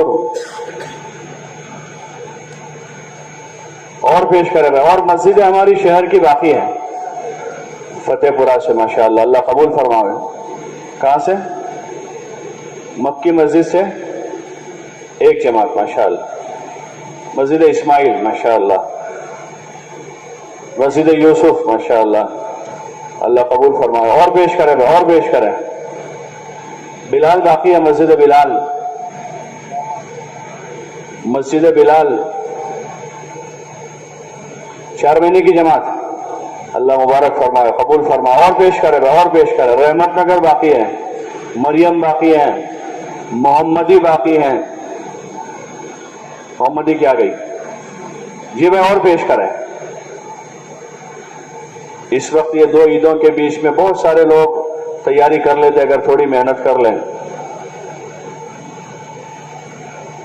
حلقہ 1 کی مسجدیں باقی ہیں, ابھی حلقہ 1 کی مسجدیں باقی ہیں. اور اس وقت تو ہمارے پاس رمضان یہ 9 تاریخ سے پورا اسکول ٹیچرز اسٹوڈنٹس کے لیے ویکیشن ہے. کہاں سے؟ جالوت سے 2 جماعتیں ماشاءاللہ, اللہ مبارک فرمائے, قبول فرمائے. کہاں سے؟ کہاں کی؟ راجن 2 جماعتیں, ایک 4 مہینے کی ایک چلے کی ماشاءاللہ, اللہ قبول فرمائے. رانی سے 2 جماعتیں, ایک جماعت ماشاءاللہ. تو ویکیشن بھی پورا جو ہے بعد رمضان ہمارا 9 تاریخ سے شروع ہو رہا ہے. تو اس میں ہمارے بہت سارے ٹیچر ہیں, 400 کے قریب تقریباً ٹیچر تو شہر میں ہیں. اگر ان کی صرف تشکیل ہو جاوے تو یہ 40 جماعتیں ہو جاوے. اور اسٹوڈنٹس ہمارے کتنی بڑی تعداد میں ہے پورے ضلع میں, تو تھوڑی فکر ہو جاوے تو ان کی بہت بڑی تعداد اس وقت نکل سکتے. گزشتہ سالوں میں رمضان بیچ میں آتا تھا, ویکیشن بھی ہے, رمضان بھی ہے, عید بیچ میں آ جائے گی. اب وہ سارا مسئلہ ختم ہو گیا, پورا ویکیشن رمضان کے بعد ہے, نہ بیچ میں کوئی عید ہے اور نہ روزوں کا مسئلہ ہے. تو اکثر مسجدوں کے اطراف میں ہی بستے ہیں سارے اسٹوڈنٹس ٹیچرس. اگر مسجدار جماعت فکر میں لیتی ہیں ان کو تیار کر کے ان کے ساتھ جماعتیں بنانی ہیں تو یہ مجمع وصول ہو جائے گا. اسٹوڈنٹس کی تعلیمی نظام اب ایسے ہو گئے آگے کی تعلیم میں کہ پھر ان کو پورا ویکیشن نہیں ملتا. یہ 11ویں 12ویں میں مل جاتا ہے, پھر اس کے بعد کی تعلیم میں پورا ویکیشن نہیں مل پاتا. 10 دن کا ہوا, 8 دن کا ہوا, 12 دن کا ہوا. اس وقت ان کے پاس موقع ہے. ان کے چھوٹے چھوٹے مسائل ہوتے ہیں, کوئی بڑا مسئلہ نہیں ہوتا, تھوڑا ان کو لے کر بیٹھا جائے, ذہن سازی کی جائے. بعض والدین تیار نہیں ہوتے, گرمی بہت زیادہ ہے, اور جو بیچ میں یہ کچھ حالات چلے تو وہ ابھی تک لوگوں کے ذہنوں میں ہیں, کیونکہ وہ گھر کے گھر ہیں, وہ کہیں گئے نہیں ہیں یہاں سے, اپنے گھر میں اپنے محلے میں ہیں, تو ان کے ذہن میں وہی ابھی بھی. اور پوری دنیا کھلی ہوئی ہے, دنیا پھر رہی ہے. یہ جماعت ویسٹ انڈیز جا کر واپس آ گئی, اور ملاوی جا کر جماعتیں واپس آ گئی, دنیا کے ملکوں میں لوگ جا کر آ گئے. لیکن وہ چونکہ بیچارے اپنے گھر کے گھر میں ہیں تو ان کے ذہن میں وہی ہے کہ وہ حالات برابر نہیں ہیں, حالات ٹھیک نہیں ہیں.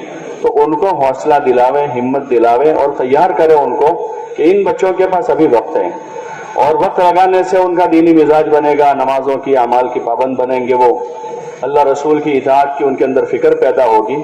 یہ بات والدین کو سمجھاوے تاکہ ان کو آسانی سے روانہ کریں اور ان کی اچھی خاصی وصولی ہو سکے. فکر کریں گے انشاءاللہ. سارے پورے ضلع کے ساتھیوں سے گزارش کہ ان کے اوپر محنت کا نظام, ابھی بھی 4-5 دن ہمارے پاس باقی ہیں ویکیشن 9 تاریخ سے ان کا, تو اس کا نظام بناویں، ٹیچر حضرات بھی، اسٹوڈنٹس بھی، اور جو اسکول سے متعلق پیون ہیں، کلرک ہیں، رکشے والے ہیں، جو اسکول رکشہ چلاتے ہیں، تو ان سب پر محنت کر کے جن کی جماعتیں بن رہی ہیں تکمیل کریں. جن مسجدوں میں بنیاد نہیں پڑی ہے تو وہ محنت کر کے ان دنوں میں ان کی جماعتوں کی تکمیل کرنے کی کوشش کریں گے انشاءاللہ. اللہ پاک عمل کی توفیق عطا فرماوے. اب صبح بھی انشاءاللہ ہماری مجلس ہوگی، ابھی نماز کھانا وغیرہ ہوگا، تو اس میں اطمینان کے ساتھ، سکون کے ساتھ نماز بھی جیسے مولانا نے ہماری رہبری فرمائی، اصلاح فرمائی، تو اس کو ہمارا پورا مجمع قبول کریں کہ انشاءاللہ اطمینان سے پڑھیں گے انشاءاللہ. اور نمازوں کے بعد کے جو اذکار ہیں ان اذکار کی بھی پابندی کریں گے انشاءاللہ، کہ فوراً بھاگیں گے کھانے کی طرف. دیکھو اتنی زیادہ بھوک تو نہیں لگی ہوگی کہ آدمی سنت بھی نہ پڑھ سکے، ذکر بھی نہ کر سکے، اس لیے اطمینان سے اذکار پورے کریں گے. اور پھر اس کے بعد کھانا جو ہے ترتیب کے ساتھ، وہاں جہاں انتظام نیچے کیا ہے تو وہاں ترتیب کے ساتھ جا کر ایثار کے ساتھ کھائیں گے. پہلے ہم اور ساتھیوں کو آگے کر لیں، 2-5 منٹ 10 منٹ اگر دیر سے کھانا کھایا تو ہمارا کوئی نقصان نہیں ہوگا، ایثار کا ثواب ملے گا. اس لیے جلدی نہ مچاویں اور شور نہ کریں. اللہ پاک نے پورے جسم کی کسی حرکت میں آواز نہیں رکھی سوائے زبان کی، اور کھانے میں جو ہے کھاتے وقت زبان کی ضرورت پڑے گی لقمہ چبا کر اس کو آگے بڑھانے میں، باقی تو ضرورت بولنے کی تو ہوتی نہیں ہے. لیکن پھر بھی جہاں کھانا ہوتا ہے اجتماعی وہاں بہت شور ہوتا ہے. اور یہ ہمارا پورا تقریباً مجمع سلجھا ہوا ہے، وقت لگا ہوا مجمع ہے، اس لیے طے کریں کہ انشاءاللہ شور نہیں کریں گے اور ایثار کے ساتھ کھانا کھائیں گے. اور پھر اطمینان سے یہاں قیام کر لیں تاکہ فجر کی مجلس میں ہم پہلے سے شروع سے شریک رہ سکیں. اور صبح جو ہے ناشتہ مجلس کے بعد ہوگا تو اس کا پاس ابھی سے لے لیں، جنہوں نے نہ لیا ہو ابھی سے لے لیں تاکہ انتظام والوں کو سہولت رہے. اللہ پاک عمل کی توفیق عطا فرمائے.